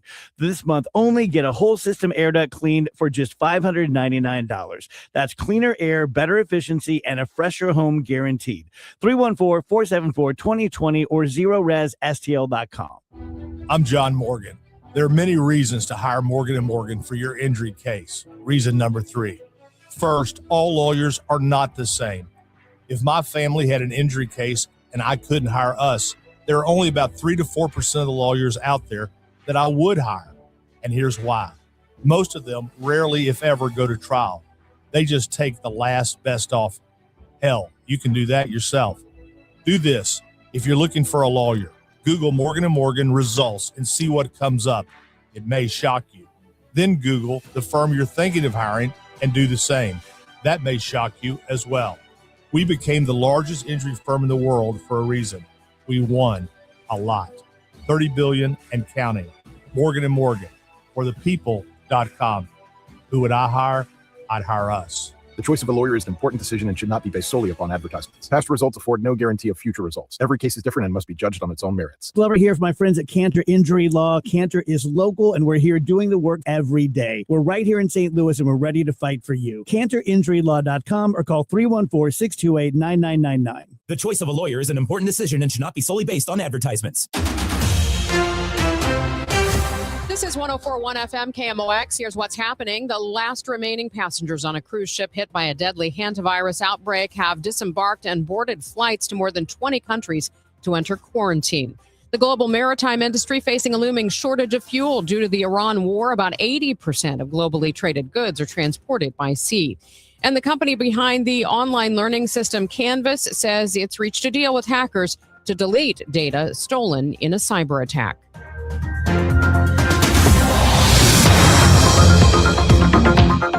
Let's see how things are moving on the roads now with Roger Brand in the Overhead Door Company of St. Louis Traffic Center.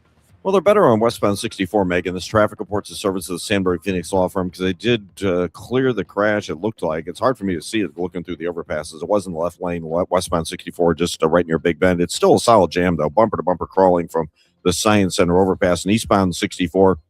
You've still got slow traffic from Lindbergh to McKnight, and then it's jam McKnight to Big Bend. South 170 just backed up at the Parkway. Now that's better. South 270 between Olive and Ladue still a little slow. North 270 still busy from Gravois all the way up to Ladue. Eastbound 70 still a little heavy. 270 the Rock Road. Northbound 55 off the pace. Bayless up to Virginia. Westbound 64 still slow. Both sides of 159. And west of 25th Street to 3rd Street because of a recent crash. And seeing delays. Route 3 at Monsanto looks like a train crossing. Northbound is jammed back almost to Judith. Southbound is backed up through 8th Street. I'm Roger Brand in the Overhead Door Company of St. Louis Traffic Center. Sandberg Phoenix serves your business in litigation, intellectual property, and products liability. We're more than a law firm. We're committed to your success. Learn more at sandbergphoenix.com. The choice of a lawyer is an important decision and should not be based solely on advertising. Mostly sunny, breezy, very warm this afternoon. We're expecting a high of 84. Mostly cloudy early tonight with a thunderstorm in places, and then clearing overnight with a low of 57. Plenty of sunshine tomorrow, breezy and pleasant with a high of 75. We have 64 degrees in Florissant, 67 in St. Peters, and sunshine 65 downtown at the Arch. Thanks for listening to Total Information AM here on KMOX. I'm Megan Lynch. Would you like to have more good days? That's the theme of this year's Mental Health Awareness Month. I had a chance to speak with Dr. Erica Rutledge, psychologist and founder of Wellness in Actions, about developing resilience. How do we become truly resilient and not just wear a badge that says, I'm resilient and I'm going to power through this? Yeah, well, and I feel like resiliency is definitely a muscle, right? Like we have to keep building it. And certain situations calls for different resiliency muscles than others. And so really trying to be okay with the fact that, right, like not everything is going to work in every situation, and that you can have that compassion and flexibility to navigate different things in different ways. And sometimes it's just experimenting and seeing what works. Oh, I'm going to try this. Oh, it didn't work. Let me try something else. Because sometimes we definitely want to try to resolve situations. And that's not always an option. What do you think sets resilient people apart? What do they do, or what qualities do they have? So when people have high resiliency, it really kind of reflects their ability to kind of bounce back from setbacks.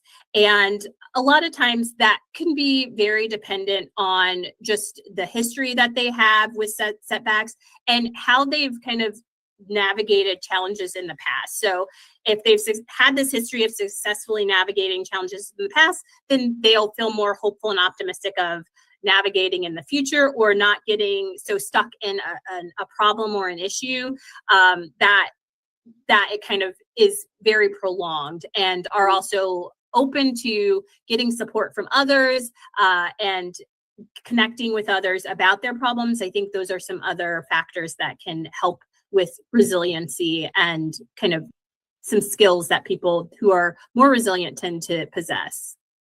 Kids, it seems like in school, they're teaching them about this growth mindset. And it seems to, play a lot along with this idea of being resilient. What are some of the steps that even adults can learn about cultivating a growth mindset? Yeah. So when we talk about growth mindset, it's really kind of seeing that change is possible. And the other kind of mindset we call like a fixed mindset is where you kind of think like things are as they are, and nothing I'm going to do or can do will really change that. And so taking a growth mindset really opens you up to trying different things. Because if you have more of a fixed mindset, then if it is what it is, then why try anything? Which is going to just leave you likely in that situation and not being open to trying different things that could lead to different routes and possibilities. So some of the steps that we can do to cultivate a growth mindset is to really just notice in ourselves, like what rules or thoughts are coming up in our mind that maybe are related to the way a situation used to be or the way we were raised, but are not necessarily relevant or needed now. Have they expired? And so sometimes just noticing our thoughts and, okay, what's the thought behind this situation? Like, what's the feeling this is bringing up for me? What's maybe the thought or the message my brain is telling me, and is that helpful or is it realistic? If I do this, then this will happen, right? Like, is that related to some past just situation that we had that may not be relevant to the current situation? Yeah. So I think checking in on our own feelings and thoughts, and then also just really being open to trying different things and knowing that change is possible, and that the way something happened in one situation may not be reflective of what happened in another situation. And with your kids knowing, gosh, last time we went to the zoo, it was a disaster, but you know what? We're going to try it again, maybe do a shorter spell and not going during Boo at the Zoo, the busiest time of the year, and see what happens. So being open to redoing and remixing things and tweaking things like as they are, and knowing that, right, like all these things are it's just data, right? Like we're doing these many experiments and we're seeing what helps and what doesn't, and just being open to experiencing, right, like life as it is, and knowing like, okay, this works and this doesn't, and being open to tweaking things as you need. As we look at Mental Health Awareness Month, what do you think are some of the primary needs right now in our society?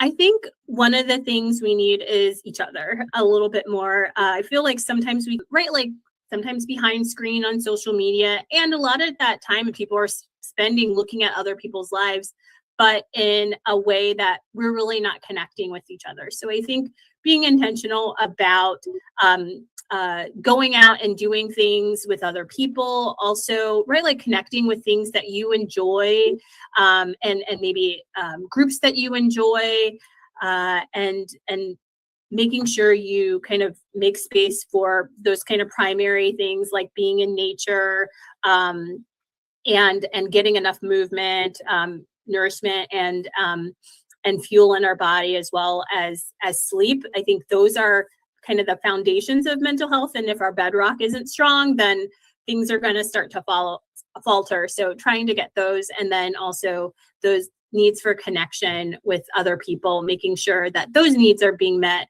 and not just kind of over the screens, but also in person. That's Dr. Erica Rutledge of Wellness in Actions. I'm Joe Pott. This is KMOX, the voice of St. Louis. Hey, this is Tom Ackerman. What's more St. Louis than the historic Anheuser-Busch Brewery located in the heart of Soulard? A visit to the brewery is a perfect way to kick off your summer in St. Louis, and there's something for everyone. Walk the historic grounds and see where Budweiser has been brewed for 150 years. Enjoy a day fresh beer and meet the world-renowned Budweiser Clydesdales in their historic stables. Budweiser and Anheuser-Busch, they are a part of St. Louis history, and so are the Clydesdales. And you can have a great time with a visit to those historic grounds. There's nothing quite like a visit to your hometown brewery. Reserve your tickets today at BudweiserTours.com. That's BudweiserTours.com. And bring your friends too when they come into town this summer, the historic Anheuser-Busch Brewery in St. Louis. Kick off summer this Memorial Day with Artistic Decks. We're celebrating with American-style value and rolling back prices on every precision-built deck. Get the backyard you've always wanted. Call 314-280-0821. Artistic Decks, making dreams affordable. On Saturday, May 16th, join KMOX and Grassroots Redeeming Love in commemorating 1 year since the historic EF3 tornado that devastated North St. Louis with a short morning of service. Volunteers will meet in the Kingsway East neighborhood from 9 to 11 to help clear tree limbs and trash. If interested in RSVPing for the cleanup or interested in donating to the effort, go to KMOX.com/events for more information. Broadcasting from the Scott Credit Union Studio, 104.1 FM, KMOX. You're back with Total Information AM here on KMOX. I'm Megan Lynch. I have a friend who is a firefighter, and he is very passionate about teaching people to stop the bleed. That's why I was excited about this opportunity to speak with Dr. David Shapiro. He's chair of the American College of Surgeons Stop the Bleed Committee. Good morning and welcome to KMOX. Good morning, Megan. Thank you for having us. I did not realize that this kind of training was something that the average person could do. Why is this so important for people to learn about? This is a great question to start off with. Stop the bleed is important because bleeding is the number one preventable cause of death after injury. And I'm going to say it again. It's the number one cause of preventable death after an injury. So if you can intervene as a bystander or even as a family member, it makes all the difference in the world. Your friend, the firefighter who's passionate about Stop the Bleed, should be applauded because that's the greatest thing I hear is when people teach it in the community. I was really surprised when he brought me a kit for my own first aid kit. I was amazed at really how simple it is, and it took him less than 5 minutes to describe to me how to do this. So go through those steps for us. What's in that kit, and what do we need to do to stop the bleed? So first of all, I want to say that if people want to learn, it's great to learn the basics, but we want people to go through the formal course because it does matter. You can do that by going to stopthebleed.org/summer. You can find an online interactive course to learn yourself. You can order kits. You can also request or find a course near you in person, and they take less than an hour. And the greatest part is they don't have any cost to them. So when it comes to the kits themselves, we have in the kit the things that you need, which is gauze. I keep a little piece of cloth that's a little neck gaiter that I keep as it wraps stuff up, but it's a piece of cloth in the kit. It acts as gauze if I don't have any. It has a pair of shears or scissors. It has a marking pen, a little list of instructions, and then it has a tourniquet. Those 4 or 5 things fit into a small pouch that I have one in my glove box in the truck. I have one in my mini library in front of the house. I keep one in the kitchen, in the basement, etc. I have a bunch because I'm a little extra that way. But I think everyone should carry one of these with them everywhere. Why? Because if someone has serious or severe bleeding, we can use gauze to help compress that injury and stop bleeding. We can use the gauze to pack the injury, like taking a handkerchief and stuffing it into a tight pocket. You put it in there to help increase the pressure inside and then hold pressure on top of it. The third technique is the tourniquet, which we can use on arms and legs to wrap around that extremity right above that injury and twist it until it tightens up to stop bleeding. The great and easy part about this is that no matter what you use, whether it's pressure, packing, or tourniquet, the end point is, did the bleeding stop? If it didn't, keep going. So we want people to learn these techniques so they can help each other, help themselves, and help their family. What do we know about injuries during the summer? Is this a peak time? Absolutely. So summer is, we have trauma year-round. People injure themselves or get injured year-round. And I'm an accident-prone guy. I know it's happened to me around the clock, so to speak. But summer is what we refer to as trauma season because people are spending time outdoors. They're doing things that are like activities that they have risk of injury, like they are boating, they're doing lawn care, they're hiking, they're camping, they're going on their ATVs or their bicycles. They're doing things when the weather's nice because they can take advantage of it. It's the time when we have scouting excursions and Girl Scout cookies being sold and people walking in the street because it's nice outside. All these things put us at risk. It's important to still live your life and do what you want, but know that the risk is there and we can help treat people if we can't prevent it. Dr. Shapiro, I've seen some products that purport to help stop the bleed even more. They're like little packs. What should we know about those? So there's a variety of products out there. And these days, there's probably 30 or 40 different brands and topics. And the important thing to know is that the simplest thing that you can use is a piece of cloth as a piece of gauze. And that can be a ripped t-shirt. It can be a greasy old sock in the garage. Doesn't matter if it's dirty. We have antibiotics to treat infections. Just use what you can to help stop bleeding. These products that are out there are a variety of materials, and they're all taking advantage of our body's ability to create blood clots. And if it's a powder, if it's the little tablet pack, if it's a gauze like one of these that is impregnated with a material called kaolin that allows the blood to clot faster, those are great. The problem is they're not all as accessible because they have an extra expense to them.